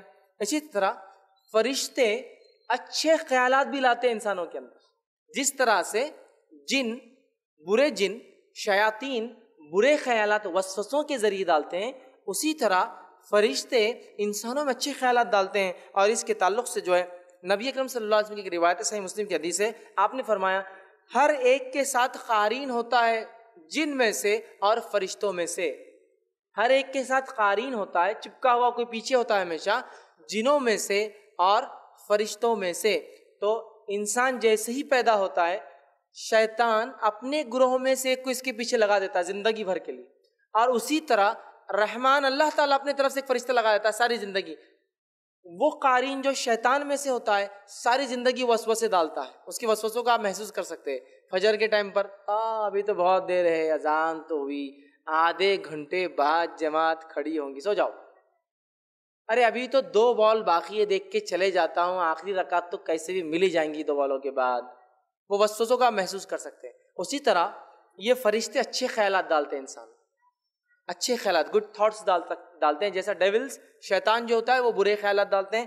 تو ہر ایک کے ساتھ جن اور فرشتوں میں سے ایک قارین زندگی بھر ہوتا ہے، وہ جنوں والا برے حکم دیتا ہے اور وہ فرشتوں والا ہمیں اچھی اچھی باتیں کرنے کا حکم دیتا ہے، اچھے خیالات ہم میں لاتا ہے، یاد رکھیں، ٹھیک ہے۔ اسی طرح ابن آدم کے اچھے اور برے اعمال لکھتے ہیں فرشتے، انسانوں کے اچھے اور برے اعمال لکھتے ہیں فرشتے، یاد رکھیے، ٹھیک ہے۔ اور اللہ رب العزت نے سورہ انفطار سورہ نمبر 82 آیت نمبر 10 اور 10 سے لے کر 12 میں کہا، اللہ فرماتا اور کہتا ہے وَإِنَّ عَلَيْكُمْ لَحَافِظِينَ كِرَامًا كَاتِبِينَ، اور تم پر نگہبان ہیں کرامن کاتبین، 2 اکرام والے جو لکھتے ہیں۔ کرامن کاتبین کوئی فرشتے کے نام نہیں ہے، اسے لوگ بولتے کرامن ادھر کاتب ادھر رہتا، ویسا نہیں ہے۔ کرامن کاتبین اکرام والے 2 جو لکھتے ہیں، وہ محافظ ہیں انسانوں پر۔ تو ہمارے نام اعمال کو کنٹینیوس لکھتے ہیں اور شفٹس میں لکھتے ہیں، آتے اور جاتے ہیں۔ حالانکہ اس کی ضرورت اللہ تعالیٰ کو نہیں ہے، اللہ جانتا ہے، لیکن ابن آدم کو روز قیامت نام اعمال اس کے پروف کے لیے کہ تو نے یہ اعمال کر کے آیا، فرشتے نوٹ کرتے ہیں، اور ان کی شفٹ بھی چینج ہوتی ہے، اور ان کی شفٹ ڈیلی چینج ہوتی ہے فجر اور عصر میں۔ اس لیے آپ نے فرمایا فجر اور عصر کی نماز خاص طور سے پڑھا کرو۔ ویسے ساری نمازیں فرض ہے، لیکن خاص تاکید کی کیوں؟ اس لیے کہ یہ شفٹنگ کا ٹائم ہوتا ہے فرشتوں کے، اور میں چاہتا ہوں کہ جب فرشتے شفٹ بدلے تو وہ اللہ سے کہے اللہ میں نے اس کو نماز میں چھوڑ کر آیا، اور جب دوسرے فرشتے آئے شفٹ چینج ہو تو پھر وہ کہ اللہ وہ نماز ہی پڑھ رہا تھا ابھی بھی۔ تو ڈیلی شفٹ کب چینج ہوتی ہے؟ فجر اور عصر میں۔ ویکلی شفٹ ان کی کب چینج ہوتی ہے؟ پیر اور جمعرات۔ اسی لیے آپ نے فرمایا کہ میں پیر اور جمعرات کا روزہ رکھتا ہوں، کیوں؟ تو یہ فرشتے شفٹ چینج کرتے ہیں، ویکلی شفٹ، ڈیلی شفٹ فجر اور عصر، ویکلی شفٹ پیر اور جمعرات۔ اس لیے آپ جمعرات اور پیر کا روزہ رکھتے ہیں۔ کیوں رکھتے ہیں؟ اس لیے کہ وہ کہتے ہیں جب وہ فرشتے شفٹ میں جائے عمل لے کے تو کہ اللہ روزے کی حالت میں پایا، جب دوسرے شفٹ بدلے تو کہ اللہ روزے کی حالت میں پایا، تو نماز کی حالت روزے کی حالت۔ تو ویکلی شفٹ ہے، اسی طرح منتھلی شفٹ بھی ہوتی ہے اور ایئرلی شفٹ بھی چلتی ہے ان کی۔ بہرحال خیر تفصیلات کا موقع نہیں ہے۔ بہرحال تو فرشتے نگہبان ہوتے ہیں، اعمال کو لکھتے ہیں، انسانوں کو آزمانے آتے ہیں۔ اللہ تعالیٰ انسانوں کو آزمانے بھیجتا ہے، جیسے کہ صحیح بخاری اور صحیح مسلم کی روایت ہے، بنی اسرائیل میں 3 لوگ تھے۔ ایک کوڑی تھا جس کا خراب ہو جاتا ہے، کلر بدل جاتا ہے، ایک دم سفید ہو جاتا ہے۔ دوسرا فرمایا وہ شخص تھا جو اندھا تھا، اور تیسرا وہ شخص تھا جس کو بال نہیں تھے۔ تینوں کے پاس اللہ نے فرشتوں کو بھیجا، تینوں کی آزمائش کی۔ کوڑی کے پاس گئے، کہا کہ کیا چاہیے تمہیں، کیا معاملہ؟ اس نے کہا بڑا غربت فلاں ہے، اور اگر اللہ میرا کوڑ کا مرض دور کر دے تو بس اس سے زیادہ تو کوئی بات ہی نہیں ہو سکتی اچھی۔ فرشتہ کہتا جا یہ میں کر دیتا ہوں، اور پھر پوچھتا اور کوئی خواہش؟ تو کہتا ہے ہاں مجھے اگر اونٹ مل جاتا ہے، ایک تو بڑا ہوتا ہے، وہ کہتا جا یہ خواہش تیری اللہ پوری کرتا ہے، ایک اونٹ دیتا ہے اور اللہ خوب مال و دولت دیتا ہے۔ دوسرے کے پاس جاتا ہے، اس کو جو ہے کہتا ہے تجھے کیا چاہیے، کیا معاملہ؟ کہتا ہے کہ میرا جو ہے معاملہ اگر بینائی آ جاتی تو اچھا ہوتا، بینائی دے دیتا ہے۔ کہتا ہے کیا چاہیے؟ تو کہتا ہے بکری، وہ دے دیتا ہے۔ تیسرے کے پاس جاتا ہے، کہتا ہے کیا چاہیے؟ تو کہتا ہے اگر مجھے بال ہو تو میں بڑا خوبصورت لگوں تو تھوڑا سا اس کا ہو جائے، تو اس کو بال مل جاتے ہیں اور اس کو ایک جانور دے دیا جاتا ہے۔ اور اس کے بعد پھر وہ فرشتہ آتا ہے مانگنے کے لیے واپس، جب 2 انکار کرتے اور ایک دے دیتا ہے تو وہ 2 کو پھر وہی حالت میں کر دیتے فرشتے جیسے وہ پہلے تھے۔ تو یہ حدیث سے پتہ چلتا ہے فرشتے آزمانے کے لیے آتے ہیں، اللہ بھیجتا ہے۔ اسی طرح صحیح مسلم کی روایت ہے، ایک شخص اپنے گھر سے نکلا، ایک کسی سے ملنے جا رہا تھا، ایک فرشتہ اور کہا کیا تو اس سے ملنے اس لیے جا رہا ہے کہ تجھ پر کوئی اس نے احسان کیا تھا؟ وہ کہتا نہیں۔ کیا اس لیے جا رہا تھا کہ کوئی قرض ادا کرنا ہے یا کوئی رشتہ داری ہے؟ وہ کہتا نہیں، میں صرف اس لیے ملنے جا رہا ہوں اس شہر سے اس شہر تاکہ میں اپنے مسلمان بھائی سے ملوں۔ فرشتہ کہتا اللہ کو تیری ادا پسند آئی کہ تو خالص اپنے بھائی کو ملنے کی نیت سے نکلا، اللہ نے تیری مغفرت کر دی۔ تو یہ انسانوں کے آزمائش کے لیے آتے ہیں، ٹھیک ہے؟ تو آزمائش کے لیے آتے ہیں، اور بہت ساری روایتوں میں آپ کو واقعات ملیں گے۔ اسی طرح جو ہے ہاروت اور ماروت کا واقعہ تو مشہور ہے، جو اللہ رب العزت نے سورہ بقرہ سورہ نمبر 2 آیت نمبر 102 میں بیان کیا۔ جو ایک قوم کے پاس انہیں جادو سکھانے آئے تھے، اس کے ذریعے ان کی آزمائش تھی۔ انشاءاللہ تفصیلات میرے آخری 2 عنوانات کے اندر آئیں گی، جن اور جادو کی حقیقت میں انشاءاللہ، ٹھیک ہے؟ تو وہ آزمائش کے لیے آئے تھے ہاروت اور ماروت، تو گویا انسانوں کو آزمانے کے لیے آتے ہیں۔ اسی طرح موت کے وقت روح نکالنے آتے ہیں۔ جب انسان مر جاتا ہے تو فرشتہ روح نکالنے آتا ہے، یاد رکھیں۔ اسی لیے میں عام زبان میں کئی بار کہتا ہوں، کوئی دعویٰ کرے اس کو فرشتہ دکھ گیا تو پھر آپ سمجھ لیجئے معاملہ ختم ہی ہو گیا۔ فرشتہ دکھا مطلب معاملہ ختم۔ جانے کا وقت چونکہ ملک الموت ہی دکھتے ہیں انسان، اور جب دکھ جاتے ہیں تو وہ لے کے ہی چلے جاتے، چھوڑ کے نہیں جاتے پھر، ٹھیک ہے؟ وہ غائب ہے نا، اور غائب جب انسان دیکھ لیتا ہے تو واپس دنیا میں آنے کا چانس نہیں ہوتا ہے اس کو۔ تو ملک الموت یاد رکھیے۔ اور یہ وہ فرشتے جو گھات لگائے بیٹھے رہتے ہیں، اللہ جب حکم دیتا ہے موت کا آ جاتے ہیں اور اس کی موت نکال کر کبھی انڈیویجول اور بہت سے روایت میں ٹیم ورک بھی کرتے ہیں، بہت ساری فرشتوں کے ساتھ آتے ہیں۔ جیسا نیک انسان کو لینے آتے ہیں تو اچھی شکل کے فرشتوں کو ساتھ لاتے ہیں، برے انسانوں کو لینے آتے ہیں تو گندی گندی چہروں کے جو سخت چہروں کے فرشتوں کو لے کے آتے ہیں، اور نیک انسان کو خوشخبری کے ساتھ نکالتے ہیں، برے انسان کو خوب مار ٹھوک کر جو ہے اس کو خوب مار کے، چونکہ اس کو پتہ چل جاتا ہے، اس کی ٹھکائی کر کے اس کو کہیں گے، خوب پیٹتے ہیں اس کو اور اس کو باہر نکالتے ہیں۔ اسی طرح جو ہے کچھ فرشتے مقام محشر میں بھی ہوں گے، جیسی خبروں سے گناہ گار نکلیں گے وہیں سے مار دھاڑ شروع ہو جائیں گے ان کے ساتھ، اور مارتے ہوئے جو ہے محشر کے مقام تک لے جائیں گے۔ تو بہرحال یہ موت کے وقت آتے ہیں روح نکالنے کے لیے۔ اسی طرح خبر میں آنے والے ہیں، ہمارا تعلق وہاں بھی ہے، اور خبر میں کیا کریں گے؟ آ کر وہ سوال کریں گے، وہ کون ہے جو دو سوال کریں گے؟ منکر اور نکیر ہے، ٹھیک ہے۔ اور ایک عجیب بات ہے کہ اگر کبھی کوئی درس جن کا بھی ہوتا، جنوں کا، تو میں سمجھتا اکثر اس میں صرف ڈر رہے ہوں گے بازو کون آ گیا کہ انہیں تو نہیں ہے، یہ فلاں ہے، یہ حالت ہے۔ فرشتے جو برکت لاتے ہیں، رحمت لاتے ہیں، زندگی دے کے جا رہے ہیں، موت کے وقت آئیں گے، خبر میں بھی آنے والے، محشر میں بھی آ جائیں گے، جنت کو بھی سنبھال رہے، جہنم کو، ان سے کوئی تعلق قائم کرنا ہی نہیں چاہتے ہم لوگ، سمجھ رہے ہیں آپ؟ جنوں سے تو بہت ڈر لگتا، فرشتوں سے نہیں لگتا کبھی ڈر، حالانکہ یہ نگہبان ہے، جن تو نگہبان بھی نہیں نا، وہ خود بھی حساب کتاب ہونے والا ہے ان کا، فرشتے نگہبان ہیں اس لیے کہ ان کا حساب کتاب نہیں، وہ لکھ رہے ہیں، اور جو لکھ رہے ہیں وہ ریکارڈ ہاتھ میں مل جائیں گا، سیدھے ہاتھ والے کامیاب، الٹے ہاتھ والے ناکام، ان سے نہیں ڈر لگتا، ان سے دوستی کرنے کا شوق نہیں ہے، جنوں سے بڑا ڈر لگتا، جنوں سے بڑی دوستی اور پتہ نہیں کیا کیا قبضے میں کر لے رہے اور کیا کیا کر لے رہے، ان سے کرنے کی ضرورت ہے، یہ نگہبان ہے، ان سے دوستی بہت مفید ہے، جنوں سے دوستی کوئی فائدہ نہیں دیں گی، یاد رکھیے مفید دوست ہیں ہمارے، نہ ان سے ڈر رہا ہے کوئی، نہ ان سے کوئی جو ہے دوستی کا معاملہ ہے، جبکہ حقیقت میں ہونا یہ چاہیے۔ اب دیکھیے اگر ہائر اتھارٹی نے کسی کو نیچے لوئر اتھارٹی کو اپوائنٹ کر دیا کہ جا کے سوال کرو، تو کچھ نہ کچھ تو رابطہ ہونا چاہیے پہلے سے، تو فرشتوں سے اگر اچھے تعلقات بنانا ہے تو یہ نیک اعمال کی بنیاد پہ ان سے تعلقات بنتے، باقی رشوت وغیرہ نہیں چلتی، ان کو اوپر نیچے کا نہیں چلتا، 2 نمبر کا نہیں چلتا، ان کو پیور صرف اچھے اعمال چلتے، اچھے اعمال ہے تو یہ خود دوست بن جاتے ہیں، اور برے اعمال ہے تو بس پھر تو بہت برا حال کریں گے، تو قبر میں آ جاتے ہیں، کیوں آتے ہیں؟ سوال اور جواب کرنے۔ اسی طرح قیامت کے دن آ جائیں گے، جیسی خبروں سے لوگ نکلیں گے فرشتے آ جائیں گے اور پکڑ کے لے جائیں گے اور گناہ گاروں کو مارتے ہوئے لے جائیں گے، محشر کے اندر ساتھ ہوں گے، ٹھیک ہے۔ اسی طرح جو ہے آخرت میں ہوں گے، آخرت کے اندر بھی ساتھ ہوں گے، چاہے انسان جنت میں جائے یا جہنم میں، فرشتے دونوں میں، فرشتے دونوں میں۔ تو یہ وہ لوگ ہیں جن سے ہمارا تعلق ہونا چاہیے، جو چیزیں ان کو پسند ہیں وہ کام ہم نے کرنا چاہیے، ٹھیک ہے۔ اس لیے کہ آگے انشاءاللہ میری تفصیل دس ہے فرشتے کس کے لیے اترتے ہیں، ان کا اترنا، ان کا کسی کے پاس آنا باعث رحمت اور برکت ہے، یاد رکھیے، اور ان کے پاس جو چیز چلتی ہے جس وجہ سے دوستی کرتے ہیں وہ صرف اور صرف کیا ہے؟ اعمال، جن سے ہمارا سب سے کم تعلق ہے، اچھے اعمال جس سے کہیں، جس سے سب سے کم ہمارا تعلق ہوتا ہے، ٹھیک ہے۔ تو یہ اچھے اعمال کی بنیاد پہ تو قبر میں آ جاتے ہیں، قیامت میں آئیں گے، محشر میں آئیں گے، جنت میں ہوں گے، آخرت میں جہنم میں ہوں گے، سب جاؤں گے، ٹھیک ہے۔ اور فرشتے ان لوگوں کے ساتھ ہوتے ہیں، ان لوگوں کے لیے دعائیں کرتے ہیں، ان کے لیے جو اچھائی اور خیر کے لیے وہ کرتے ہیں جو نیک اعمال کرتے ہیں، اور فرشتے ان کے لیے بد دعا کرتے ہیں، لعنت بھیجتے ہیں، برائی کی دعا کرتے ہیں کہ ان لوگوں کے لیے جو نیک اعمال نہیں کرتے، یاد رکھیے۔ اور ہم دیکھتے ہیں، میں نے اسے شروع میں کہا، ہم شیاطین سے بہت ڈرتے ہیں، جنوں کا تذکرہ ہو تو کب کبھی چھوٹ جاتی ہے، رات میں اگر گاڑی پہ جا رہا تو ڈرتے تو میرے ساتھ چل بابا، جنوں کا معاملہ آ گیا آج، وہ ہوتا ہے۔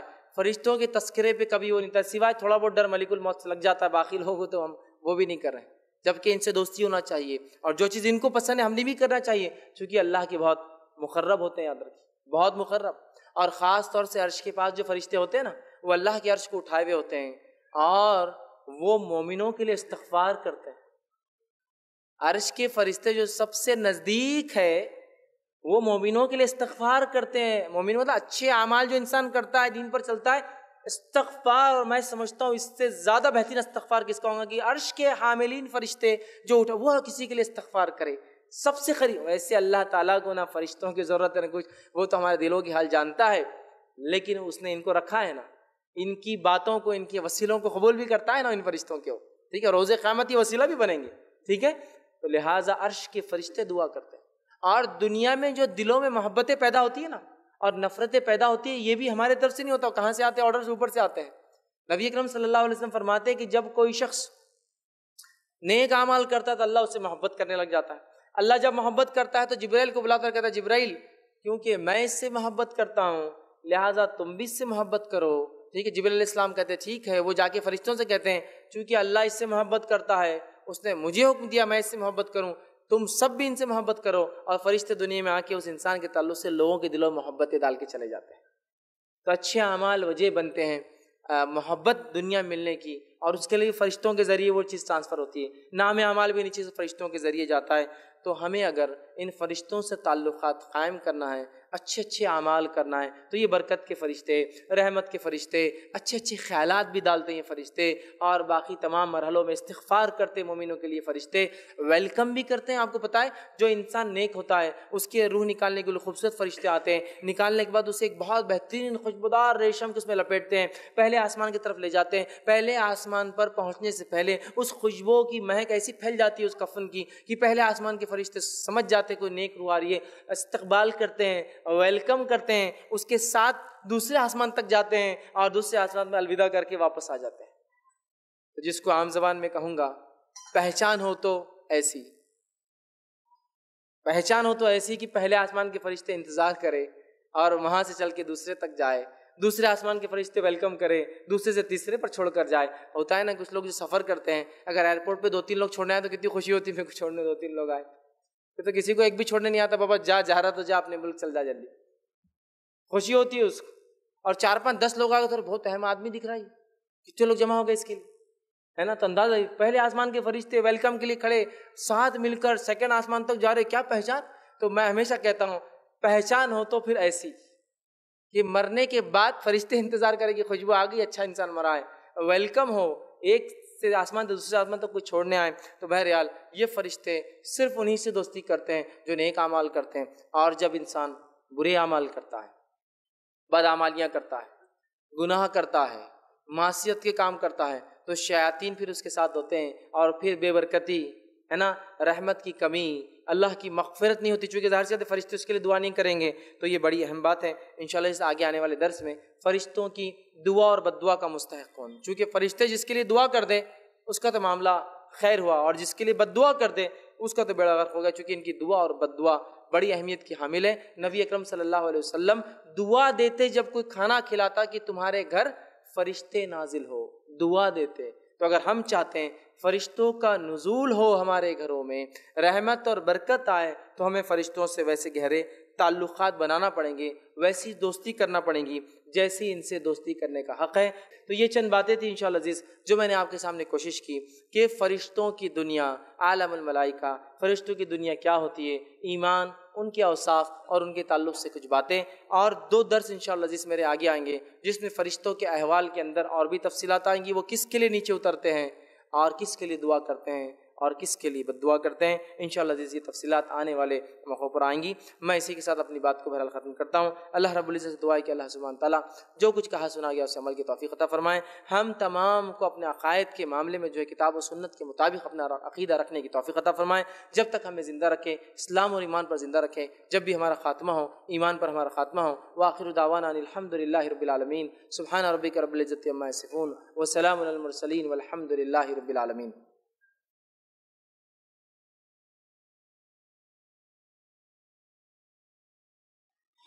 بسم اللہ الرحمن الرحیم، الحمد للہ رب العالمین، والصلاة والسلام علی خاتم النبیین والمرسلین، رب اشرح لی صدری ویسر لی امری واحلل عقدۃ من لسانی یفقہوا قولی۔ محمد اشرف بول رہا ہوں جی۔ جو معراج کا واقعہ ہے، آپ صلی اللہ علیہ وسلم کو جبریل امین نے لے کے گئے تو ایک حد تک آپ رک گئے اور اس سے آگے جانے کے لیے آپ سے کہا گا، تو کچھ بیان میں یہ آتا ہے کہ آپ ہلاک ہو جائیں، جبریل امین بولے میں آگے جاؤں گا تو ہلاک ہو جاؤں گا یا جل جاؤں گا، یہ واقعہ صحیح ہے کیا؟ اور دوسرا یہ تھا کہ ہمارے ایک دوست نے، ان کے دادی تھے جو بہت عبادت گزار تھے، تو ان کا وقت آ گیا تھا موت کا، تو انہوں نے فرشتوں کو دیکھے تھے اور واپس کر دیے تھے، یہ بھی واقعہ صحیح ہے۔ بھائی نے ایک سوال کیا کہ جو ہے معراج کا جو نبی اکرم صلی اللہ علیہ وسلم کا سفر ہوا تو اس سفر کے اندر جبرائیل علیہ الصلوۃ والسلام جو ہے آپ صلی اللہ علیہ وسلم کے ساتھ ایک مقام تک گئے، اور اس کے بعد آپ نے کہا کہ میں ہلاک اور برباد ہو جاؤں گا۔ تو دیکھیے جہاں تک جو بات میرے علم میں وہ یہ ہے کہ جبرائیل علیہ الصلوۃ والسلام نے جو بات بیان کی تھی وہ یہ تھی کہ مجھے اس سے آگے جانے کی اجازت نہیں ہے، لہٰذا اے محمد صلی اللہ علیہ وسلم آپ آگے جائیے۔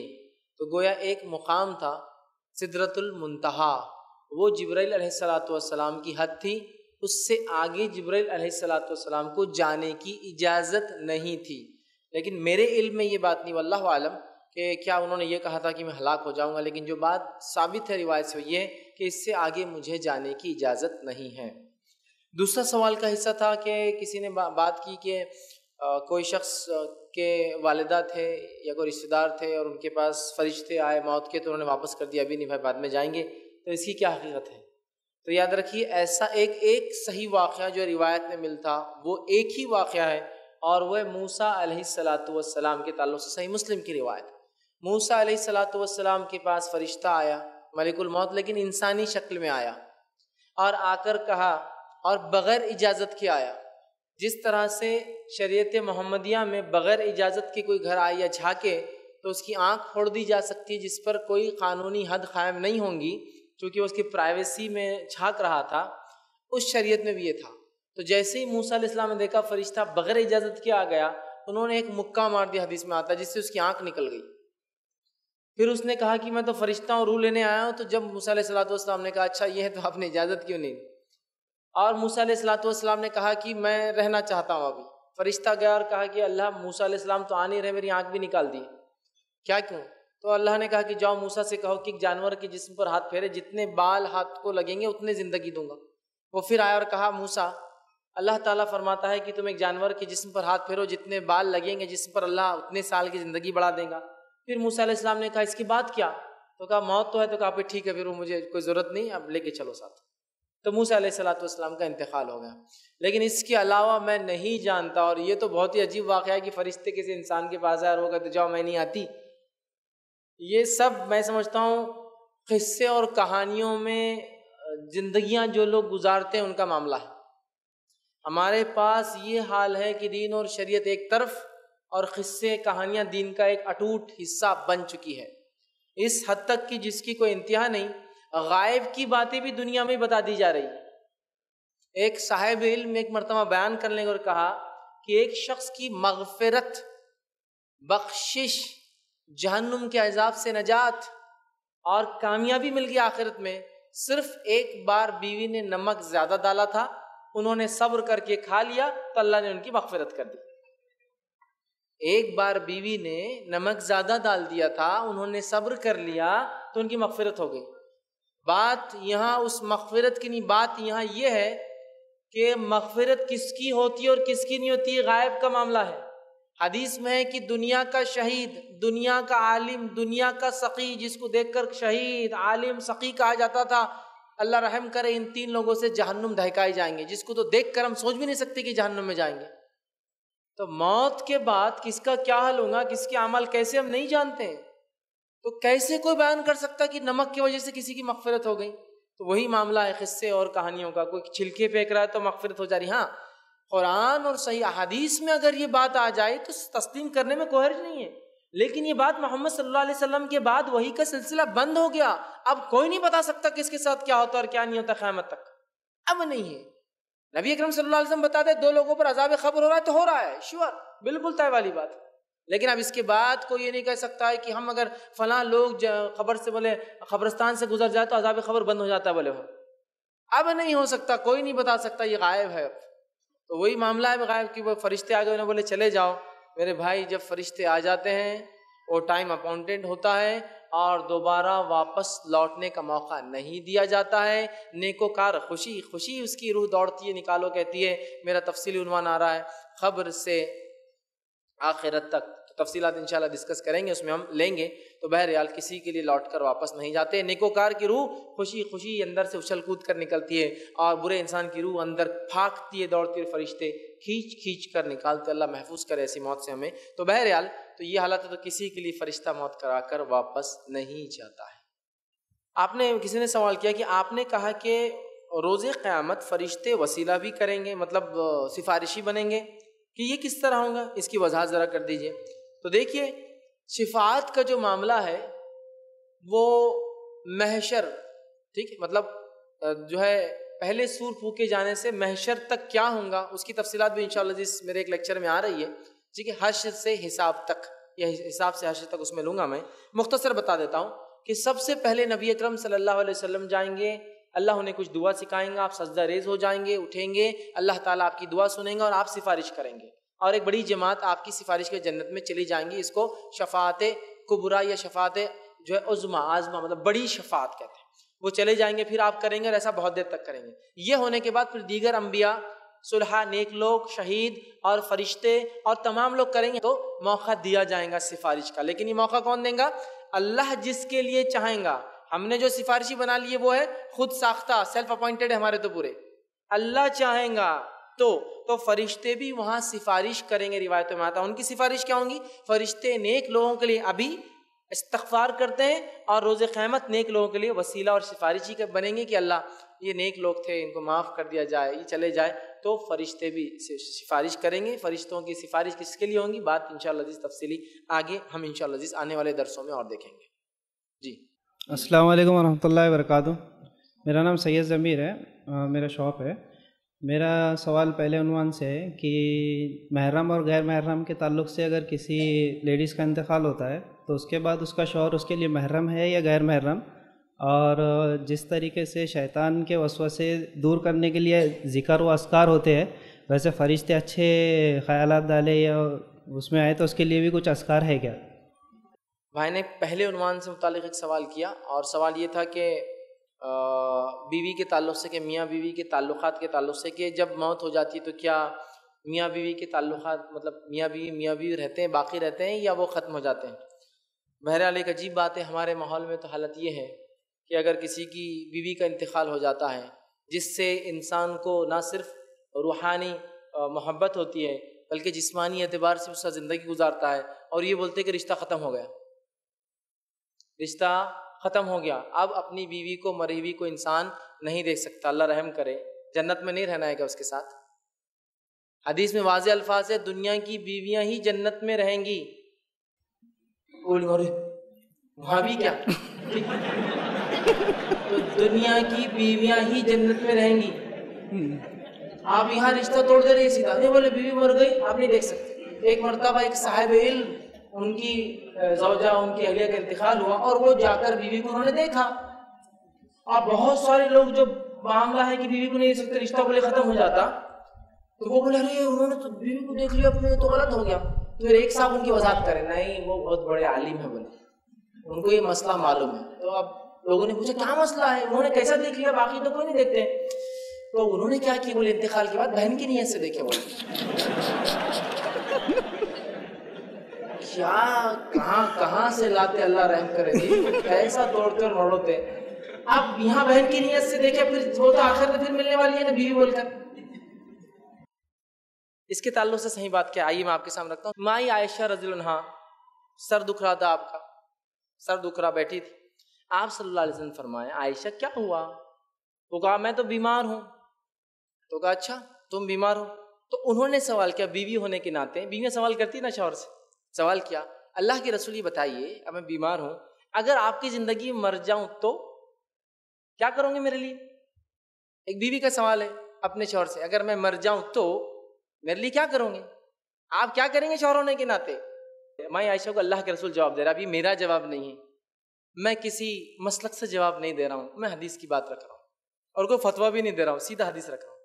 تو اللہ کے رسول صلی اللہ علیہ وسلم فرمائے اے عائشہ اگر تم میری زندگی میں مر جاؤ تو میں تجھے نہلاؤں گا، کفناؤں گا، تیری جنازے کی نماز پڑھوں گا، اور تیرے لیے استغفار کروں گا، 4 کام کروں گا تیرے لیے۔ بیوی سے شوہر اپنے جواب دے رہا ہے اگر اے عائشہ تم میری زندگی میں چلی گئی تو نہلاؤں گا، کفناؤں گا، جنازے کی نماز پڑھوں گا، دفنا دوں گا۔ اب اللہ کے رسول صلی اللہ علیہ وسلم بھی تو شوہر سے کہا اے عائشہ تمہاری زندگی میں چلے جاؤں تو تم کیا کروں گی؟ چلو اب بتاؤ شوہر کے لیے، تم نے تو میرے سے پوچھ لیا بیوی کیا کر تم میرے میں، تو کہا اے اللہ کے رسول آپ بھی اگر میرے زندگی میں انتقال کر گئے تو میں آپ کو نہلاؤں گی، کفناؤں گی، اور جو ہے آپ کے لیے دعا کروں گی۔ یہ روایت کے تعلق سے میں عائشہ نے بیان کیا، لیکن دوسری امہات المومنین نبی کے انتقال کے بعد صلی اللہ علیہ وسلم میں عائشہ سے پوچھا عائشہ یہ روایت تو تم آج بیان کر رہی ہو، جب کیوں نہیں بولا، ورنہ ہم اپنے رسول کو، اپنے شوہر کو غسل دیتی؟ تو کہا وہ انتقال کے صدمے میں میں بھول گئی تھی، انتقال کے صدمے میں میں بھول گئی بیان کرنا کہ ہم امہات نہلا سکتی ہے نبی کو، چونکہ ان کی بیویاں تھی وہ۔ تو دوسری بیوی نے کہا عائشہ تم نے کیوں نہیں بولے جب بولنے کی بات تھی نا، یہ تو اتنا امپورٹنٹ. تو کہا میں غم کی وجہ سے بھول گئی تھی. علی بن ابی طالب رضی اللہ عنہ کی زندگی میں فاطمہ رضی اللہ عنہا کا انتقال ہوا. علی بن ابی طالب نے ان کو نہلایا، کفنایا، جنازے کی نماز پڑھی اور دعا کرتے ہی ہوں گے. بہرحال روایتوں میں تفصیلات نہیں ہے اس کے، لیکن کرتے اپنی بیوی کے لیے. سمجھ رہے اب بات؟ تو کہاں ٹوٹا بھائی رشتہ؟ باقی ہے. تو یہاں بھی باقی ہے. تو ایک شوہر کر سکتا ہے بھائی میرے، اور شوہر کا ہی تو حق کرے ہو. ٹھیک ہے، تو بہرحال کرنا چاہیے. غلط فہمی پتہ نہیں کہاں سے آگے کہ رشتہ ٹوٹ جاتا. اب کچھ نہیں، آپ دیکھ بھی نہیں سکتے، ہاتھ لگانا تو دیکھ بھی نہیں سکتے، ہاتھ لگانا دور ہے، زندگی بھر جس کے ساتھ رہا اور دیکھ نہیں سکتے. کیسی عجیب بات ہے. بہرحال اسلام ایک دین فطرت کا دین ہے، محبت اور الفت کا دین ہے. تعلقات میاں بیوی کا تو یہاں بھی ہے، اور اگر نیکوکار دونوں جنت میں رہے تو بہرحال وہاں بھی وہ کنٹینیو چلتا رہے گا. جی آپ کا دوسرا کوشچن کیا تھا؟ جیسے شیطان کے وسوسے آتے ہیں تو بھائی نے ایک دوسرا سوال کیا تھا، جیسے شیطان وسوسے ڈالتا ہے، بہکاتا ہے، تو ذکر و اذکار سے دور ہو جاتا ہے شیاطین، تو فرشتوں کو لانے کے لیے کیا کریں، مطلب کیا پڑھے کیا کرے؟ تو میں نے بتا دیا، فرشتوں کا نزول آپ چاہتے ہیں کہ وہ آپ کے پاس آئے، برکتیں لائے، آپ کے دوست بنے، تو اس کے لیے آپ کو نیک کام کرنا ہے. جیسے کہ آپ سے فرماتے، صحیح مسلم کی روایت ہے، جب لوگ کسی جگہ جمع ہوتے ہیں تو کچھ فرشتے ہوتے ہیں جو صرف ڈھونڈتے رہتے ہیں ایسی مجلسوں کو جہاں ذکر ہو رہا ہے اللہ کا. تو وہ آتے ڈھونڈتے، اور جو ہی ذکر کو دیکھتے ہیں تو اپنے پر پھیلا کے گھیر لیتے ہیں، پھر اس کے اوپر کے فرشتے ان کو گھیر لیتے ہیں، اس کے اوپر کے فرشتے اوپر، تو آسمان تک وہ ایسے چلے جاتے، گھیرتے گھیرتے گھیرتے، ایک پر ایک، ایک پر ایک، ایک پر ایک. اور وہ مجلس کے لیے دعا کرتے ہیں، استغفار کرتے ہیں. اور جب وہ مجلس ختم ہو جاتی ہے تو اللہ ان سے پوچھتا ہے کیا ہوا آج، کہاں گھوم رہے تھے، کیا ہوا؟ حالانکہ اللہ کو حدیث میں آتا پتہ ہے کیا ہوا، پھر بھی اللہ پوچھتا ہے ان سے. فرشتے کہتے ہیں اللہ ایک مجلس مل گئی تھی، ہم وہاں گئے سنے، تو کیا ہوا؟ مجلس کی خاتمے میں لوگوں نے کیا کہا؟ تو مجلس میں وہ تجھ سے دعائیں مانگ رہے تھے، استغفار کر رہے تھے، توبہ کر رہے تھے، جنت طلب کر رہے تھے، اور جہنم کے عذاب سے پناہ مانگ رہے تھے. تو اللہ کہتا تم گواہ رہنا، میں نے سب کو دے دیا وہ جو مانگ رہے تھے اس مجلس میں. تو فرشتے کہتے ہیں لیکن اس مجلس میں تو ایک آدمی ایسا تھا جو مجلس میں نہیں آیا تھا، بس چلتے چلتے سوچا بیٹھ جاؤں. تو کہا اس کو بھی میں نے معاف کر دیا. اسی لیے علماء لکھتے ہیں وہ مجلسیں جہاں اللہ کا ذکر ہوتا ہے وہ مجلسیں چھوٹی موٹی نہیں ہوتی ہے. وہ یوں ہی چلنے والا بھی بخشا بخشا مطلب مغفرت کر لے جاتا ہے اپنی، ہوتا ہے کبھی. تو بہرحال تو فرشتے گھیرتے ہو، دیکھیں ذکر تو ایسے آسمان تک گھیر لیتے ہوں. تو اچھے اعمال ہم کریں گے، اللہ کا ذکر، توبہ، استغفار، نیکی کی طرف لوگوں کو بلائیں گے، برائی سے روکیں گے، تو خود بخود فرشتے ہمارے دوست بنتے ہیں، اچھے خیالات ہمارے دل میں وہ لاتے ہیں. لیکن بہرحال اگر آپ چاہ رہے کوئی خاص دعا تو اللہ والا میرے نظر میں کوئی ایسی دعا نہیں کہ وہ پڑھنے سے فرشتہ ہے. نیک اعمال کیجیے، خود بخود ان کا نزول ہوتا ہے، خود آتے ہیں اور آپ کے لیے دعا کرتے ہیں، اور اللہ تعالیٰ ایسے مجلسوں کو، ایسے لوگوں کو بہرحال بخش دیتا ہے جن کے لیے فرشتے دعا کرتے ہیں. جزاک اللہ. اگر کسی شخص کو آسمان میں سفید کلر کا کچھ نظر آئے تو کیا وہ فرشتہ ہوں گا؟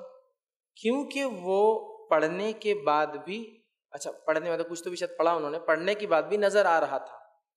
اگر جن تھا تو دور ہو جاتا تھا، جیسے شیاطین اللہ کے ذکر سے دور ہو جاتے ہیں. ہم نے اس چیز کو کافی ٹائم تک دیکھا اور ہم ذکر بھی کر رہے تھے. دیکھیے سب سے پہلی چیز تو یہ کہ بہت سی بار ہوتا ہے کہ فرشتوں اور جنوں کا جب بھی تذکرہ آتا سفید رنگ کا کہیں نہ کہیں تذکرہ آتا ہی ہے اس کے ساتھ. سفید کپڑوں میں یہ آ گئے تھے، سفید کپڑوں میں یہ، سفید گھوڑے اور سفید رومال، سفید امامہ اور سب سفید ہوتا ہے.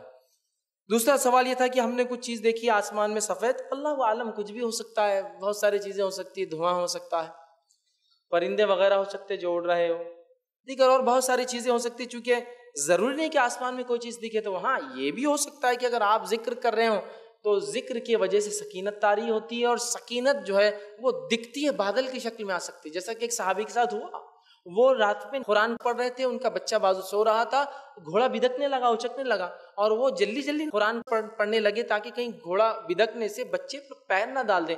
جب قرآن ختم کی دیکھا ایک سفید بادل. فجر ہوئی تو کہا اللہ کے رسول صلی اللہ علیہ وسلم میں رات قرآن پڑھ رہا تھا اور ایک میرا گھوڑا بدکنے لگا، بچہ تھا ساتھ تو میں ڈر گیا بچے کو وہ کرنے کے لیے قرآن جلدی ختم کی دیکھا تو آپ نے فرمایا وہ جو تو قرآن پڑھ رہا تھا نا وہ سکینت تھی، وہ سکینت طاری ہو رہی تھی جو تو نے دیکھا. اگر تو پڑھتا رہتا تو تو اسے اور دیکھتا. تو میں یہ بھی کہہ سکتا ہوں کہ سکینت ہو سکتی ہے، لیکن فرشتے نظر آنے کا ہرگز نہیں ہو سکتا. فرشتے ہماری دنیا کی آنکھوں سے ہم ان کو نہیں دیکھ سکتے. اس امت میں سے کسی نے اگر دیکھا ہے تو بس نبی اکرم صلی اللہ علیہ وسلم نے. اس کے علاوہ ان کی اصلی حالت میں اور انسانی شکل میں آیا تو واللہ اعلم، معلوم ہی نہیں ہو سکتا. اس لیے کہ نبی کے زمانے میں نبی صلی اللہ علیہ وسلم بعد میں بتاتے تھے کہ یہ جبرائیل تھے، یہ فلاں فرشتے تھے. اب تو کوئی بتانے والا، لہٰذا اب کوئی معاملہ نہیں ہوگا، لہٰذا وہ سفید دکھنے والی چیز فرشتہ تو نہیں ہو سکتی۔ رہا معاملہ ہاں جن بھی ہو سکتا ہے، لیکن آپ نے کہا ذکر، تو نیک جن ہو سکتا ہے، مومن تو اس کو ذکر سے کوئی فرق نہیں پڑنے والا آپ کے۔ برے شیاطین ہوتے ہیں جو چلے جاتے ہیں، لیکن وہ تو بہرحال وہ کیا چیز تھی واللہ عالم، لیکن فرشتہ یہ نہیں ہو سکتا۔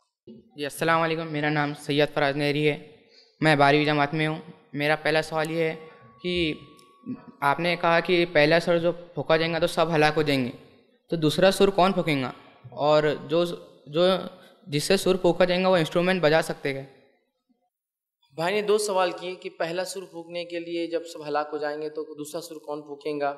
انشاءاللہ عزیز میں کہوں گا کہ اس کی تفصیلات جو ہے خبر سے محشر تک میرا ایک پورا تفصیلی عنوان پرسوں کے دن آ رہا ہے تاخرات میں، جس میں پورا وہ کروں گا، سرسری آپ کو چونکہ آپ نے سوال کیا بول دیتا ہوں۔ پہلی چیز تو یہ کہ پہلا سور جو اسرافیل علیہ السلام پھونکیں گے، اور دوسرا بھی اللہ تعالیٰ ان کو اٹھا دیں گا دوسرے سور کے لیے، ٹھیک ہے؟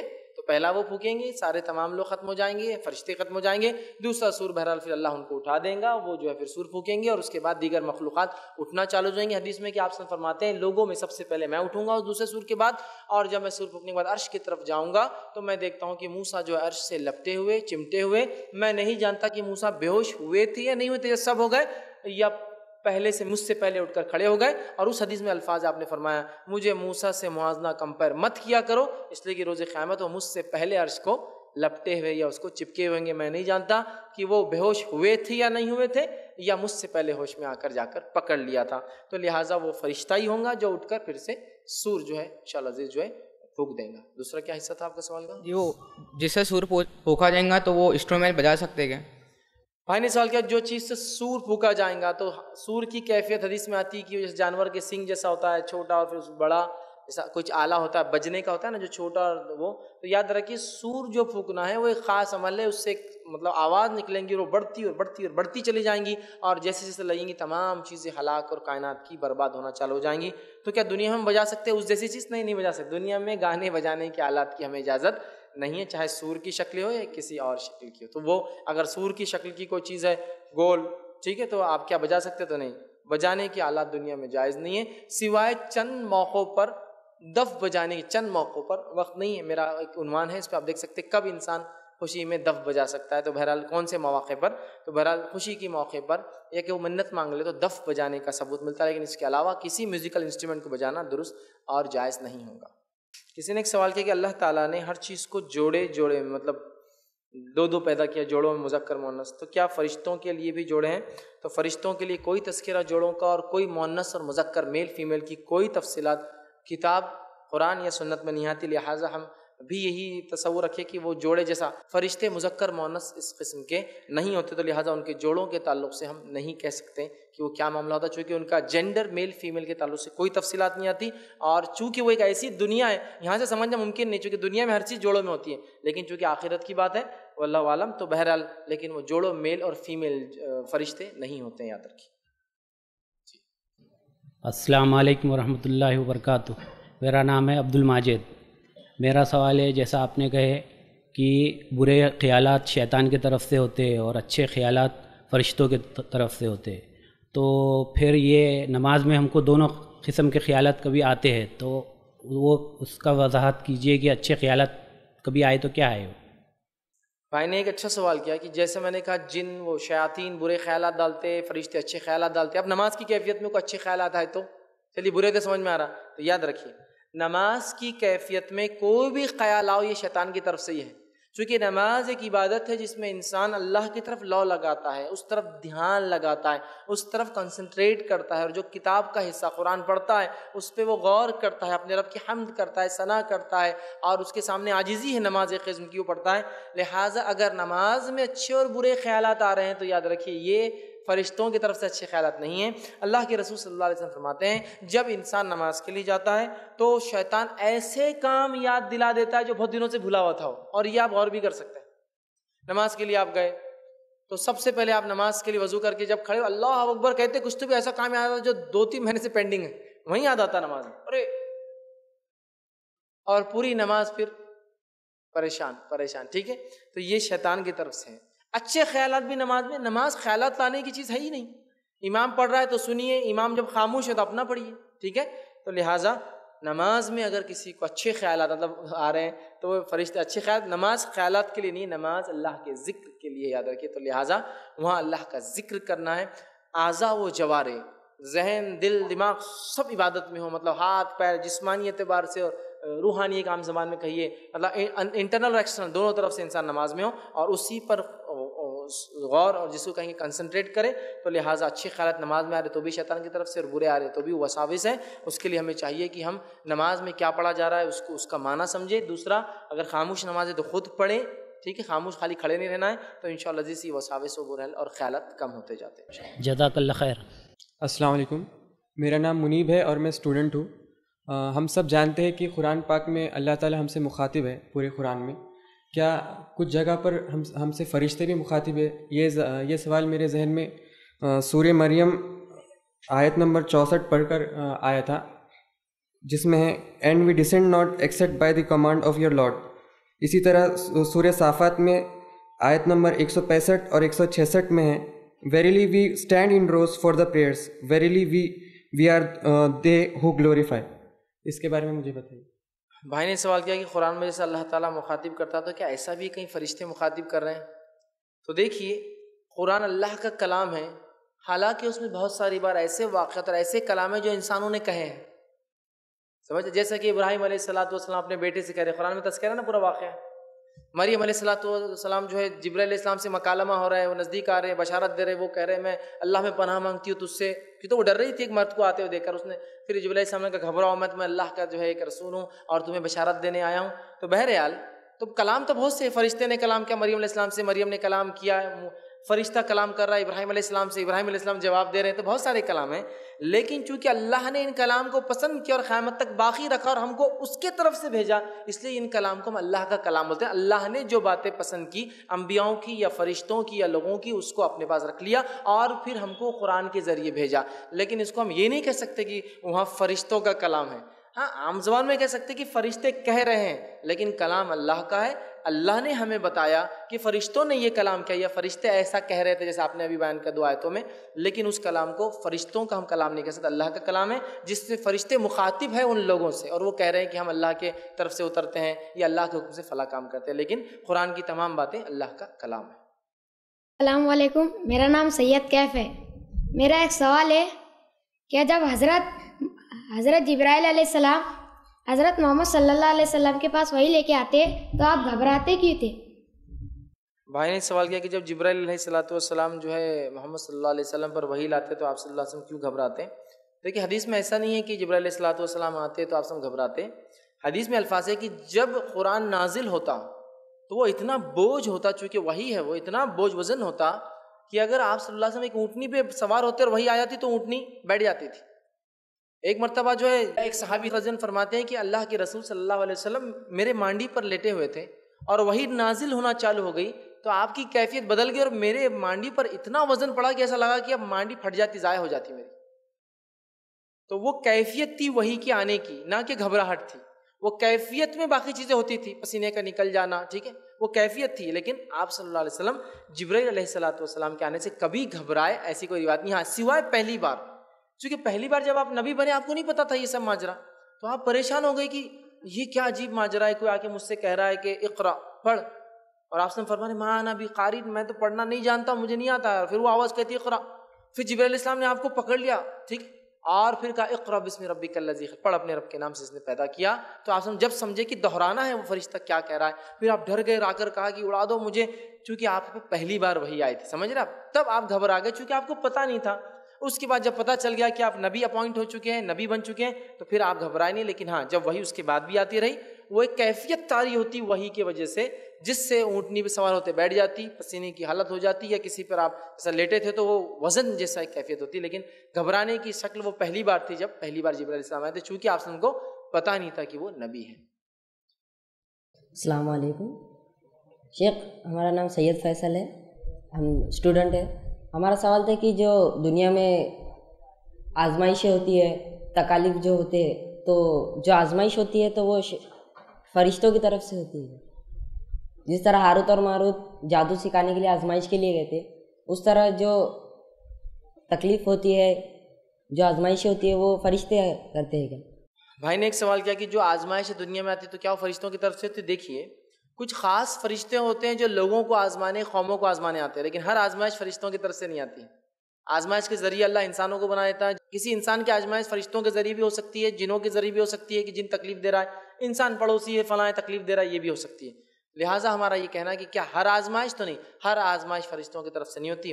ہاں کچھ آزمائش انفرادی طور سے اور کچھ قوموں کی آزمائش اللہ نے فرشتوں کے ذریعے لی، لیکن ہر آزمائش فرشتوں کے ذریعے نہیں ہوتی ہے۔ السلام علیکم، میرا نام جہانگیر ہے۔ اللہ تعالیٰ نے دنیا میں دن اور رات کا نظام 24 گھنٹے میں بنایا، تو فرشتوں کے لیے کیسا بنایا ہے؟ میرا یہ سوال ہے۔ بھائی نے سوال کیا کہ جیسے ہمارے دن اور رات 24 گھنٹے کے، تو فرشتوں کے لیے کیا معاملہ ہے؟ تو کہ چونکہ فرشتے دیکھیے ٹائم زون کے ادھر رہتے ہیں، دن و رات کا معاملہ ہمارے ٹائم زون کا ہے 24 گھنٹے کا دن، لیکن یہاں سے نکل کے مارس پر چلے جائے تو وہاں کا دن مختلف ہوتا ہے ہمارے دن سے۔ مرکیوری چلے جائے جو سب سے پہلا جو ہے اس کا دن بہت چھوٹا ہوتا ہے۔ اسی طرح آپ جتنے دور جائیں گے دن مختلف ہوتے ہیں۔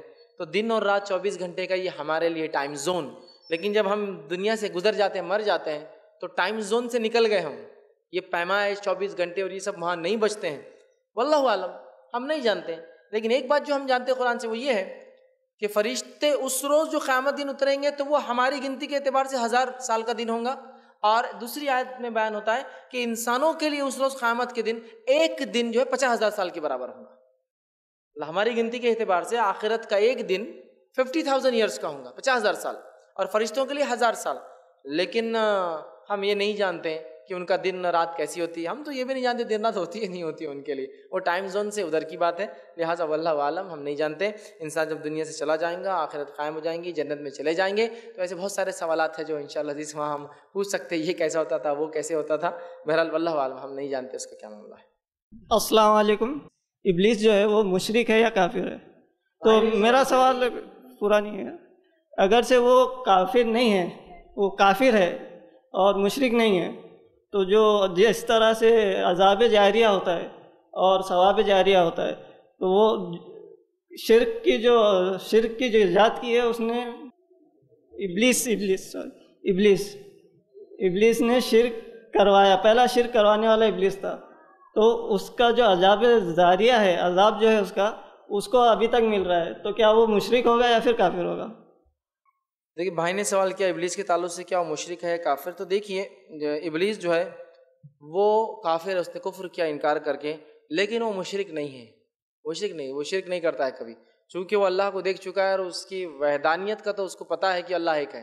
لیکن بھائی کا سوال ہے تو پھر وہ دوسری قوموں کو تو شرک میں ڈالتا ہے، تو ہاں چونکہ وہ دوسری قوموں کو شرک میں ڈالتا ہے اس لیے کہ وہ کیا چاہتا ہے کہ انما یدعو حزبہ لیکون من اصحاب السعیر، وہ خود کو اور اپنے حزب کو، جو لوگ اس کی بات مانتے ہیں، بنانا چاہتا ہے بھڑکتی ہوئی آنکھ کا ایندھن۔ تفصیلات انشاءاللہ میرے اگلے موضوع جن کی حقیقت میں آئیں گی، تو وہ ہم کو بھڑکتی ہوئی آنکھ کا ایندھن بنانا چاہتا ہے، لہٰذا وہ شرک کرواتا ہے، اور جتنے گناہ ابلیس کرواتا ہے اپنے ذریعے، اپنی فوج کے ذریعے، تمام لوگوں کے اس گناہ کا ایک حصہ اس کو بھی شفٹ ہوتا ہے اور اس کو عذاب جاریہ ملتا رہے گا۔ تو آپ کا سوال کیا وہ کافر ہے؟ تو ہاں وہ کافر ہے، لیکن کیا اس نے شرک کیا؟ تو نہیں، وہ شرک نہیں کرتا ہے، لیکن دوسروں کو کرانے کی وجہ سے اس کو عذاب جاریہ ان تمام کے گناہ کا ایک حصہ ملتا رہے گا اور اس وجہ سے وہ جہنم میں چلے گا۔ السلام علیکم، میرا نام قادری نعمت اللہ ہے سر، میرا ایک میڈیکل شاپ ہے۔ مجھے یہ پوچھنا تھا کہ ہم جو خواب دیکھتے ہیں تو اس میں کوئی فرشتوں کا رول ہوتا ہے کیا؟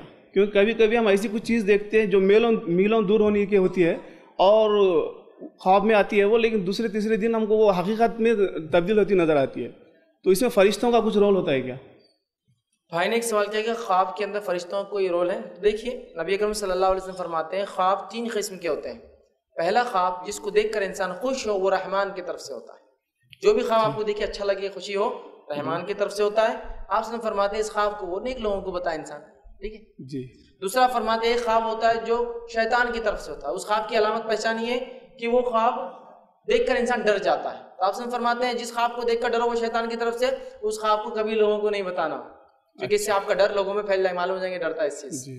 تیسرا فرماتے ہیں خواب وہ ہوتا ہے جو نفسیات، سائیکالوجی، ہیومن، کچھ بھی دیکھتا ہے انسان، خواب میں بھاگنا نہیں آ رہا، شیر پیچھے لگ گیا، سائیکل چلانا آ رہی نہیں، سوئمنگ جم رہی نہیں، حالانکہ بیسٹ سوئمر ہے لیکن خواب میں سوئم نہیں آتا ہے نا، تو یہ نفسیات ہوتی ہے اس کی، ٹھیک ہے۔ تو نفسیات سے یہ خواب ہوتے ہیں، لیکن فرشتوں کا چونکہ آپ نے رول کہا، حدیث میں کہیں فرشتوں کا رول خواب میں نہیں آتا ہے، رحمان کی طرف سے शैतान की तरफ से नफ्सियात, साइकोलॉजी, लेकिन उसमें फरिश्तों का तज़किरा चूंकि नहीं है तो लिहाजा मेरे लिए बोलना मुमकिन नहीं कि क्या फरिश्तों का रोल ख्वाब में होता है, अच्छे ख्वाब में, वल्लाहु आलम। उसके कुछ चीज़ ऐसी हमें मालूम पड़ जाती है कि एग्जैक्ट वो बहुत दूर होती है एग्जैक्ट। अच्छा, सवाल का ये भी हिस्सा था कि एक चीज़ है जो भाई को इस ख्वाब के जरिए पता चली बहुत दूर है, ठीक है, बाद में बताई। तो इस ताल्लुक से आप फरमाते हैं कि एक सहाबिया थी या एक सहाबी थे, मैं भूल रहा हूँ गालिबन, तो एक मरतबा जो वो रो रही थी, आपने कहा कि तुम क्यों रो रही हो, तो कहा कि आप दुनिया से चले जाएंगे तो वही का सिलसिला बंद हो जाएगा, वही का सिलसिला बंद हो जाएगा,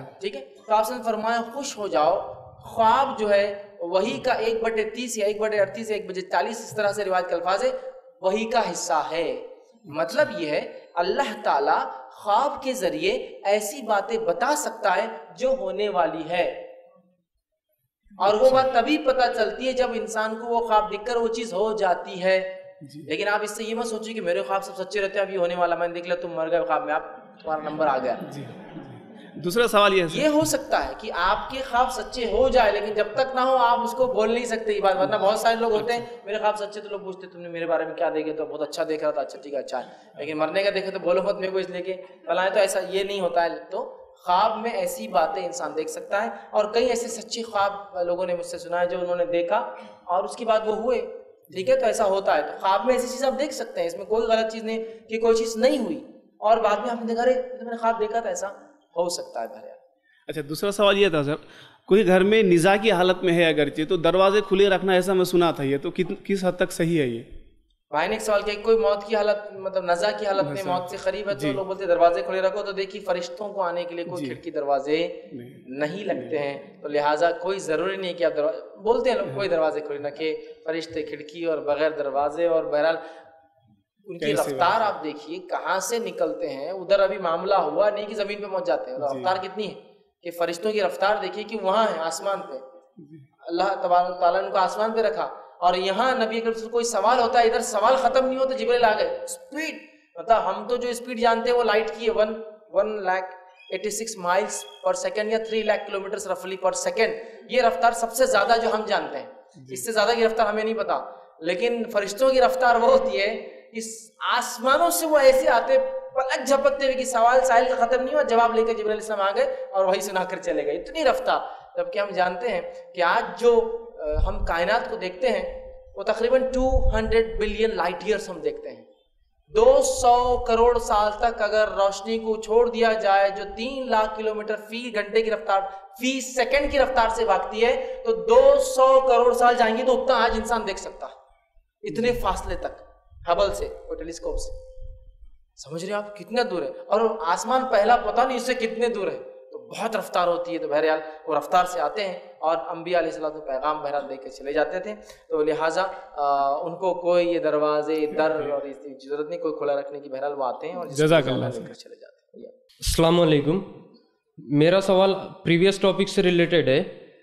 आमतौर पर ये देखा जाता है कि मोहल्ले में जब किसी मर्द का इंतकाल होता है तो मोहल्ले के बहुत सारे ख़वातीन जो गैर महरम में से वो आते हैं, और आपने पिछले एक सवाल के सिलसिले में बताया कि वो जो मर्द और औरत का सवाल था, मतलब शौहर बीवी का देख सकते हैं, लेकिन ऐसा जनरली देखा जाता है कि गैर महरम औरतें भी वो मरहूम का दीदार करते हैं, मतलब तो क्या ये जायज़ है शरई एतबार से, क्या ऐसा कर सकते हैं?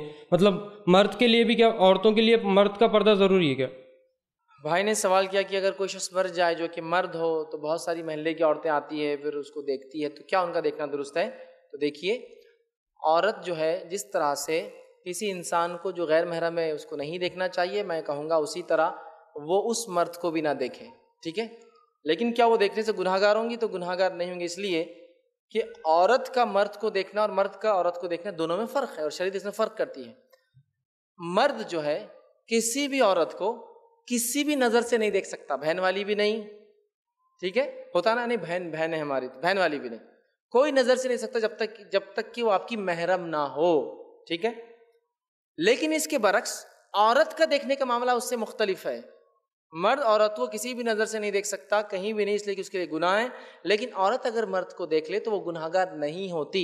इसकी दलील वो है कि खुद सहाबियात ने नबी अकरम सल्लल्लाहु अलैहि वसल्लम को देखा, آپ کی اوصاف بھی بیان کی، آپ ایسے دکھتے تھے، آنکھیں ایسی تھی، گردن مبارک ایسی تھی، ہاتھ ایسی تھی، چال ایسی تھی، داڑھی اتنی گھنی تھی، اور بہت ساری باتیں جو نبی اکرم صلی اللہ علیہ وسلم کی صفتیں اوصاف آتے ہیں. وہ ام معبد رضی اللہ عنہا ایک خاتون ہے جو روایت کی، آپ سب ان کے پاس گئے تھے ایک مرتبہ، اور انہوں نے دیکھ کر بہت تفصیلی حدیث بیان کی کہ آپ سب کی خوبصورتی جمال کیسا تھا. تو بہرحال وہی خاتون نہیں تھی، اگر حرام ہوتا تو بیان بھی نہیں کرتی تھی کہ، تو بہرحال اسے پتہ چلا دونوں کا پردہ مختلف ہے. لیکن میں کہوں گا احتیاطاً نہ دیکھے، زیادہ بہتر ہے. لیکن اگر وہ دیکھ لیتی ہے تو کیا شرعاً وہ حرام کام کر رہی ہے؟ تو میں حرام تو نہیں کہہ سکتا، اس لیے کہ مرد عورت کو کسی بھی حالت میں نہیں دے سکتا، زندہ ہو یا مردہ، اگر غیر محرم ہے تو ٹھیک ہے. لیکن عورت کا معاملہ اس سے برعکس ہے. لیکن بہرحال احتیاط کرنا بہتر ہے کہ آپ دیکھیں. لیکن اگر کوئی دیکھنا چاہتا ہے، اس سے اگر عبرت ملتی ہے، اس سے اس کو آخرت یاد آتی ہے، اس سے اس کو موت یاد آتی ہے، تو میں سمجھتا ہوں اس میں کوئی بہرحال اس میں مطلب حرام کا تو بہرحال معاملہ نہیں ہے. لیکن احتیاطی پہلو تو کہوں گا نہ دیکھے تو بہرحال اس کے لیے زیادہ بہتر. لیکن مرد کے لیے کسی بھی صورت میں کسی بھی غیر محرم عورت کو زندہ ہو یا مردہ وہ نہیں دیکھ سکتا. جزاک اللہ. السلام علیکم.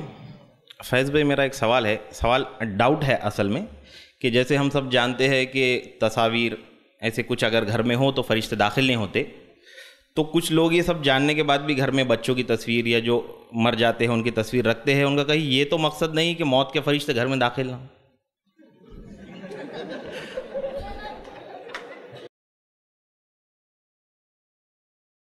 بھائی نے سوال کیا کہ کچھ لوگ جو ہے تصویروں کے تعلق سے، بات تو معروف ہے، حدیث میں آتا ہے کہ تصویر جس گھر میں ہو اور کتا جس گھر میں ہو تو فرشتے اس گھر میں داخل نہیں ہوتے.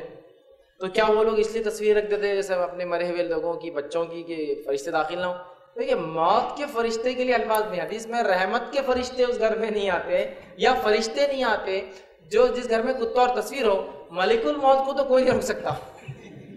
جب اپوائنٹڈ ٹائم ہے، جس وقت آنا ہے اور جس کو لے جانا ہے، شیور شاٹ لے جاتے اس وقت آ کر، کوئی اس میں وہ نہیں. اب بہت سے لوگ ملک الموت ایک ہوں گے تو اتنے لوگ ایک ساتھ مر جاتے، جب کیسا کرتے ہوں گے؟ وہ عالم غائب کی بات ہے بھائی. آپ مطلب جو ٹائم زون سے ادھر کی بات چالو ہے ادھر. ہو سکتا آج ہمارے جو لوگ کمپیوٹر سے ریلیٹڈ ہے وہ جانتے ہیں کہ ایک جو راؤٹر ہوتا ہے، پتہ نہیں وہ کتنے سیکنڈ کے کتنے لاکھ پارٹ کے اندر لوگوں کو الگ الگ وہ سرو کرتا جاتا ہے. ٹھیک، اس کا لے لو، اس کا لے لو، آئی پی فلاں کا اتنے. تو فرشتوں کی رفتار کیا ہے میں تو بتا چکا ہوں ابھی. کیا رفتار ہے؟ جب دنیا میں آلات اتنے تیز ہو سکتے ہیں کہ سیکنڈ کے 10 لاکھویں حصے کی رفتار سے وہ آئی پی ایشو کرتے ہیں اور لے کر ان کو ڈیٹا دے رہا ہے. فرشتوں کی رفتار تو وہ تو اللہ ہی جانتا ہے کیا رفتار ہے، بہت ہے، تو واللہ عالم. لیکن بہرحال ملک الموت کی وجہ سے اگر کوئی کر رہا ہے، ملک الموت کے لیے کوئی تصویر آرٹ نہیں ہے، کوئی سمندر کے اندر آرٹ نہیں ہے، کوئی آسمانوں سے اوپر چلا جائے. وہ جب آنا ہے، جس کے لیے آنا ہے، بھیجے جاتے ہیں اور اس کو لے کر اپنے ساتھ بہرحال چلے جاتے ہیں. جزاک اللہ. السلام علیکم، میرا نام عبدالوہاب انس ہے. میرا یہ کوشچن یہ ہے کہ آپ نے اپنی اسپیچ کے دوران یہ بتایا کہ اللہ تعالیٰ نے فرشتوں کو، اللہ تعالیٰ نے انسانوں کو اپنی عبادت کے لیے پیدا کیا، اور قرآن مجید میں بھی ہے کہ وما خلقت الجن الا انسان الا لیعبدون. تو فرشتوں کو اللہ تعالیٰ نے کیوں پیدا کیا؟ دیکھیے بھائی کا سوال ہے کہ اللہ تعالیٰ نے فرشتوں کیوں پیدا کیا. تو اللہ تعالیٰ نے فرشتوں کو اپنی حمد و ثنا، تسبیح اور عبادت کے لیے پیدا کیا. ان کو بھی، جس کے تعلق سے پوری تفصیلات آپ سورہ بقرہ کی ابتدا میں پڑھی ہے کہ انہوں نے کہا اے اللہ تو ان آدم کو کیوں بناتا جبکہ ہم ہیں نا تیری تسبیح اور پاکی بیان کرنے کے لیے. تو اس آیت سے یہ پتہ چلتا ہے کہ فرشتے اللہ کی حمد و ثنا اور پاکی بیان کرنے کے لیے پیدا کیے گئے. اسی طرح مختلف امور، کام اللہ نے دے رکھے، وہ کام کرنے کے لیے پیدا کیے. امور ہے نا الگ الگ، پہاڑ کا فرشتہ، بارش برسانے کا ایک فرشتہ ہے، اور اسی طرح جو ہے اولاد کی وجود میں لانے کے لیے ایک فرشتہ، موت کے لیے ایک فرشتہ. تو بہرحال مختلف کام ہیں. تو اللہ نے فرشتوں کو اپنی حمد و ثنا، تسبیح، بڑائی بیان کرنے کے لیے، اسی طرح جو ہے کچھ کام اللہ رب العزت نے دے رکھے ہیں. لیکن آپ اگر پوچھیں گے کیا مقصد، جیسے قرآن نے کہا وما خلقت، تو واللہ عالم، اللہ بہتر جانتا ہے اس نے کس مخلوق کو کیوں پیدا کیا. لیکن جو ظاہر باتیں ہمیں پتہ چلتی وہ یہ کہ اللہ کی حمد و ثنا، بڑائی بیان کرنے کے لیے، اور مختلف کام جو اللہ نے انہیں دے رکھے اس کام کے لیے پیدا کیے. اور آپ نے بتایا کہ فرشتوں کی ریئل امیج کو ہم دیکھ نہیں سکتے، لیکن ایک مرتبہ کہ ویڈیوز میں آیا تھا کہ کعبے کے اوپر ایک اینجل اتر رہا ہے اور بڑے اس کے بچا رہا ہے کہ اللہ اکبر، فرشتہ اتر رہا ہے. یہ رائٹ ہے، کریکٹ ہے نہیں؟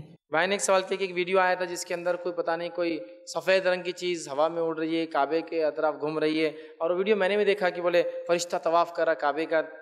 پتہ نہیں لوگ کہاں سے لا لیتے، وہ گھٹیا قسم کی ایڈیٹنگ تھی وہ، یا پھر ویڈیو خراب ہوں گا اور اس میں کچھ تو بھی نظر آ رہا ہے. اور یہ بہت سارے لوگ تو بنا لیتے ہیں، اور بولتے ہیں جھوٹ اس لیے ہم بول رہے ہیں کہ لوگ نیکی کی طرف بڑھے، فرشتہ نظر آ گیا دیکھو فلاں، تو یاد رکھیے وہ ویڈیو سب ایڈیٹڈ ہوتے ہیں اور اس کی کوئی حقیقت نہیں. فرشتوں کے لیے بیت المعمور ہے، وہ وہاں کریں گے، یا ایک غائبی کی شکلیں ایک الگ چیز ہے، لیکن اس طرح سے کوئی اڑتے ہوئے نظر آ رہا، کعبے پہ روشنی اتر رہی جا رہی، فرشتہ آیا، اس کی کوئی حقیقت نہیں سوائے وہ کیمرے کبھی اوپر جاتے تھے کہ روشنی کی ایسی کرن نظر آتی ہے جو کعبے تک جا رہی ہے. وہ ایک عام بات ہے. آپ دیکھیے لائٹس جب چلتی ہے، عکس پڑتا ہے کیمراز پر تو پھیل جاتی ہے، تو اس کی کوئی بہرحال حقیقت نہیں ہے. تو فرشتے ایسے کسی کو نظر نہیں آتے. ہاں ایک زمانہ آئے گا جب عیسیٰ علیہ السلام نازل ہوں گے، ایک تفصیلی بہرحال اس کا عنوان ہے میرا، تب انسان فرشتوں کو اپنی آنکھوں سے دیکھیں گے. عیسیٰ علیہ السلام 2 فرشتوں کے کاندھوں پہ ہاتھ رکھ کے آئیں گے. آپ نے فرمایا تم فرشتوں کو دیکھو گے نیچے اترتے ہیں، وہ ایک الگ چیز ہے، ٹھیک ہے، ورنہ عام حالت میں نہیں آتے. اور ویڈیوز فیک جھوٹے ویڈیوز ہیں، ایڈٹ کر کے بنائے گئے. جزاک اللہ.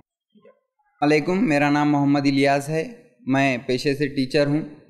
میرا سوال یہ ہے کہ ابھی آپ نے بتایا کہ گھر میں تصویریں رہنے سے گھر میں فرشتے داخل نہیں ہوتے، تو اخبارات میں جو تصویریں ہیں اور جو کمپیوٹر پر ہم ڈیسک ٹاپ پر جو تصویریں رکھتے اور ٹی وی وغیرہ جو گھر میں ہیں، کیا ان کا شمار بھی انہی تصاویر میں ہوتا ہے؟ بھائی نے سوال کیا کہ تصویر رکھنے سے فرشتے نہیں آتے، تو کیا وہ جو نیوز پیپر میں ڈیسک ٹاپ پہ یا ہینڈ سیٹ میں رکھتے ہیں؟ ہاں یہ تصویر یہی اس کا معنی ہے. تو اگر پیپر آتا ہے تو آپ ڈھک کے رکھیے اس کو، اگر ضرورت ہے اس کی تو ڈھک کے رکھیے. تصویر کوئی ہو تو اس کو چھپا دیجیے. ڈیسک ٹاپ ہینڈ سیٹ پہ تصویر ڈالی ہی مت، وہاں کیا شرعی ضرورت ہے؟ بچوں کی تصویریں ڈال دیتے، پتہ نہیں لوگ خود کی تصویریں ڈال دیتے ہیں.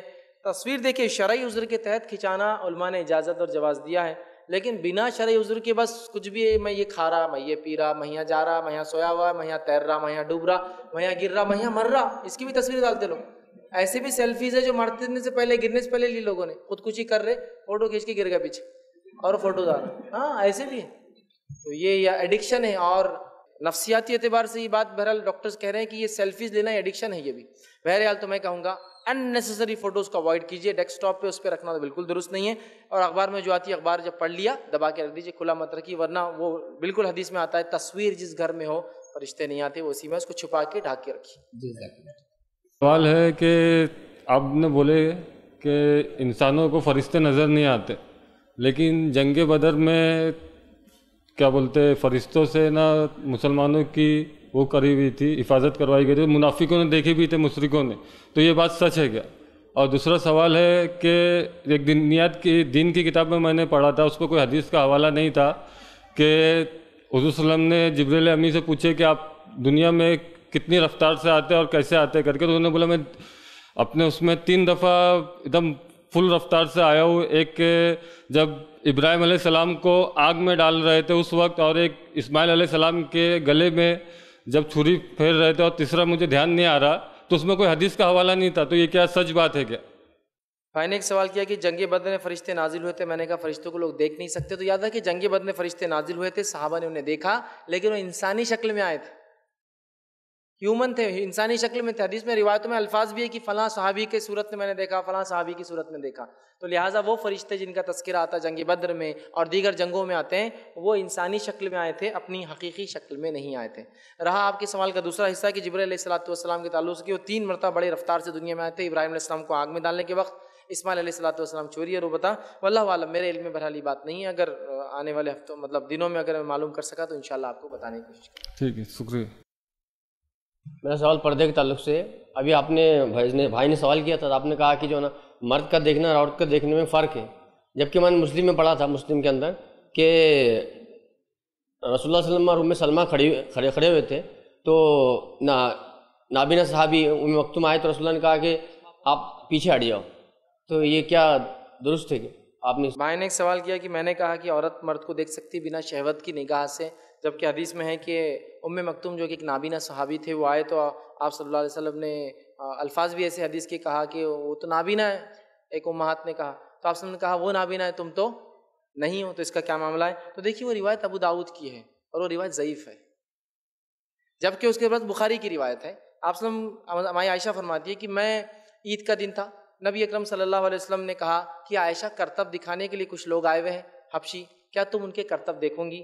میں عائشہ نے کہا میں دیکھوں گی. وہ آئی، نبی اکرم صلی اللہ علیہ وسلم بیٹھے رہے اور اپنی تھوڑی کو یہاں رکھا اور وہاں سے دیکھتی رہی. پھر آپ صلی اللہ علیہ وسلم روایت میں الفاظ کہا عائشہ بس، تو کہا نہیں ابھی میرا دل نہیں بھرا. پھر روایت میں آتا آپ پڑھ لیتے، کہتے عائشہ بس، وہ کہتی نہیں میرا بھی دل نہیں بھرا. اور روایت میں آتا وہ پھر پوچھتے آپ صلی اللہ علیہ وسلم کی بس اب ہو گیا، وہ کہتی ہاں اب میرا ہوا. تو پھر آپ صلی اللہ علیہ وسلم وہاں سے اٹھ کے گئے، وہ اندر گئی. یہ صحیح روایت ہے. اور آپ صلی اللہ علیہ وسلم کے کاندھے پر سر رکھ کر وہ حبشی غلاموں کے کرتب کو دیکھتی رہی. تو یہ صحیح روایت ہے. تو اس سے یہ پتہ چلا کہ ایک عورت بنا شہوت کی نگاہ سے کسی مرد کو دیکھ سکتی ہے، لیکن ایک مرد کسی بھی نگاہ سے عورت کو نہیں دیکھ سکتا اگر اس کی محرم نہیں ہے. تو جزاک اللہ خیر. میں مسلم میں پڑھا تھا، اب ابو داؤد بتا رہے. ہاں آپ ایک بار پھر انشاءاللہ سے دیکھ لیجیے. جزاک اللہ خیر. میرا نام شہباز خان ہے، میں اسٹوڈنٹ ہوں. ایک مسجد میں ایک عجیب تصویر ہے اور ہر نماز کے بعد اس کو چومتے ہیں، تو وہاں پر فرشتے کیسے داخل ہوں گے؟ تصویر ہاں مسجد میں. ہاں کس لیے تصویر رکھی ہوئی مسجد میں؟ وہ اورنگ آباد کی ایک مسجد میں، وہ ایک بھائی نے پوچھے. چومتے اس کو لوگ؟ چومتے. بھائی نے سوال کیا کوئی تصویر ہے کسی جگہ ایک مسجد میں اور لوگ اس کو چومتے ہیں تو کیا؟ دیکھو تصویر، جہاں تصویر سے مراد آپ سمجھیں چہرے ہو لوگوں کے، تصویر سے مراد پینٹنگ وغیرہ نہیں، چہرے لوگوں کے. تو بہرحال بات بالکل حدیث صحیح ہے. تصویر اگر کسی جگہ موجود ہو تو رحمت کے فرشتے نہیں آتے، تو لوگوں کا کام ہے اس مسجد تصویر کو فوراً نکال دے. ٹھیک ہے. اس مسجد میں فرشتے کیسے داخل ہوں گے؟ میں وہ کیسے ہوتے کیسے نہیں، غائب کا میں وہ نہیں بول سکتا ہوں. جو ہم کر سکتے ہو بول رہا ہوں میں، تصویر کو نکال دیں. ان کا کیا پارٹ ہے وہ تو ان سے پوچھنا پڑے گا، لیکن ہمارا پارٹ ہے ہم نکال دیں. میں نے ایک اچھا سوال کیا کہ فرشتوں کو غائب کا علم نہیں ہوتا، تو پھر آدم علیہ السلام کو جب اللہ بنایا یا بنانے کا بات کی تو فرشتوں نے کہا کیوں ایسی مخلوق بناتا ہے جو دنیا میں فساد مچا اور خون بہائے؟ تو اس تعلق سے علامہ ابن کثیر رحمہ اللہ اس کی تفسیر میں لکھتے ہیں کہ اللہ رب العزت نے جنوں کو ان سے پہلے بنا دیا تھا اور جنوں کی کچھ حرکتیں فرشتے دیکھ چکے تھے جو وہ کر رہے تھے، لہٰذا انہوں نے اپنے پریویس ایکسپیرینس پر جو انہوں نے جنوں سے حاصل کیا تھا کہ جن ایسا کرتے ہیں، انہوں نے اللہ سے کہا کہ ایسی مخلوق کیوں بناتا ہے کہ جو یہ حرکتیں کرنے والی ہے. دوسری تفسیر یہ ہے اس کی، اس آیت کی، علماء کہتے ہیں کہ اللہ رب العزت جب کوئی فیصلے اپنے صادر کر دیتا ہے، سوچ لیتا ہے، تو فرشتوں کو ان فیصلوں کو سونپ دیتا ہے ہونے سے پہلے. مثال کے طور پر ایک انسان کی موت ہے تو اللہ فرشتے کو وہ احکام دے دیتا ہے. فرشتے ان احکام کو لے کے پہلے آسمان پر ڈسکشن کرتے رہتے ہیں کہ وہ مجھے یہ حکم ملا ہے کہ اس کو یہ کر دو، اور وہی موقع ہوتا ہے جہاں شیطان کی وہاں تک رسائی ہوتی ہے پہلے آسمان تک، وہاں سے وہ بات کو چرا سکتا ہے اور سن لیتا ہے. سمجھے جو فیصلے ہوتے ہیں. تو کچھ لوگ بولیں گے کاہن کو کیسا پتا چلتا، کہانت کرنے والے کو کہ فلاں عمل ہونے والا ہے تو وہ چرا. تو فرشتوں کو اللہ وہ احکام دے دیتا ہے. تو ہو سکتا ہے فرشتوں کو تقدیر کا ایک حصہ اللہ نے سونپ دیا ہو، وہاں سے انہوں نے دیکھ لیا ہو کہ یہ مخلوق تو پیدا ہونے کے بعد یہ کرنے والی ہے، لیکن فرشتوں کو بھی علم غائب نہیں ہوتا. دوسرا ایک اور روایت آتی ہے جس میں آپ کی حدیث ہے، جب بندہ نیکی کا سوچتا ہے صرف تو فرشتہ ایک نیکی لکھ لیتا ہے. اب سوال یہ کہ فرشتوں کو کیسا پتا چلتا ہے؟ تو میری سوچ ہے. تو اس معاملے میں علماء لکھتے ہیں اس حدیث کی شرح کے اندر اللہ تعالیٰ اس فرشتے کو بتا دیتا ہے کہ اس بندے نے یہ نیت کی لہٰذا ایک نیکی لکھ دو، لیکن غائب کا علم مکمل طور سے فرشتوں کو نہیں ہوتا، وہ ہوتا ہے جو اللہ سونپ دیتا ہے.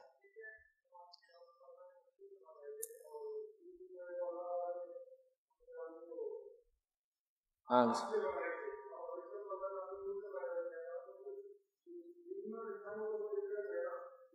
اچھا سر. دیکھیے اس معاملے کا آپ کا جو سوال ہے کہ جن تو الگ ہے، پھر فرشتوں نے جنوں کے ایکسپیرینس پہ کیسا کہا وہ یہ پوچھنا چاہ رہے ہیں نا. تو دیکھیے سب سے پہلی چیز، پہلے انسان مٹی سے بنے لیکن میں اور آپ گوشت پوشت سے بنے ہوئے. تو پہلا جن آنکھ سے بنا ہے لیکن بعد والوں کو ضروری نہیں آنکھ سے ہو جیسا ہم ہیں. ہاں تو اس طرح سے ایک حدیث سے آپ فرماتے میں رات میں نماز پڑھ رہا تھا، ایک شیطان آ کے مجھے تنگ کرنے لگا، تو میں نے اس کو پکڑ لیا اور کہا کہ اب صبح مدینے کے شریر بچوں کو دے دیتا ہوں تاکہ تجھے مارے. اور آپ سے جب میں نے اسے پکڑا تو اس کے منہ پر میرا ہاتھ لگا اور اس کے لعاب کی ٹھنڈک میں نے اپنے ہاتھ پر محسوس کی. حالانکہ بنا ہو تو گرم چیز ہے لیکن لعاب ٹھنڈا ہے اس کا. تو اس کا معنی یہ ہوا کہ پہلا جن شیطان مطلب جن جو تھا ابلیس وہ آنکھ سے تھا، لیکن اس کی اولاد کا ضروری نہیں ہے کہ وہ بھی آنکھ سے ہو، لہٰذا وہ اس بیسس پہ انہوں نے کہوں گا. باقی واللہ عالم بالصواب، اللہ بہتر جانتا ہے. وآخر دعوانا الحمد للہ رب العالمین. سبحان ربک رب العزۃ عما یصفون وسلام علی المرسلین والحمد للہ رب العالمین.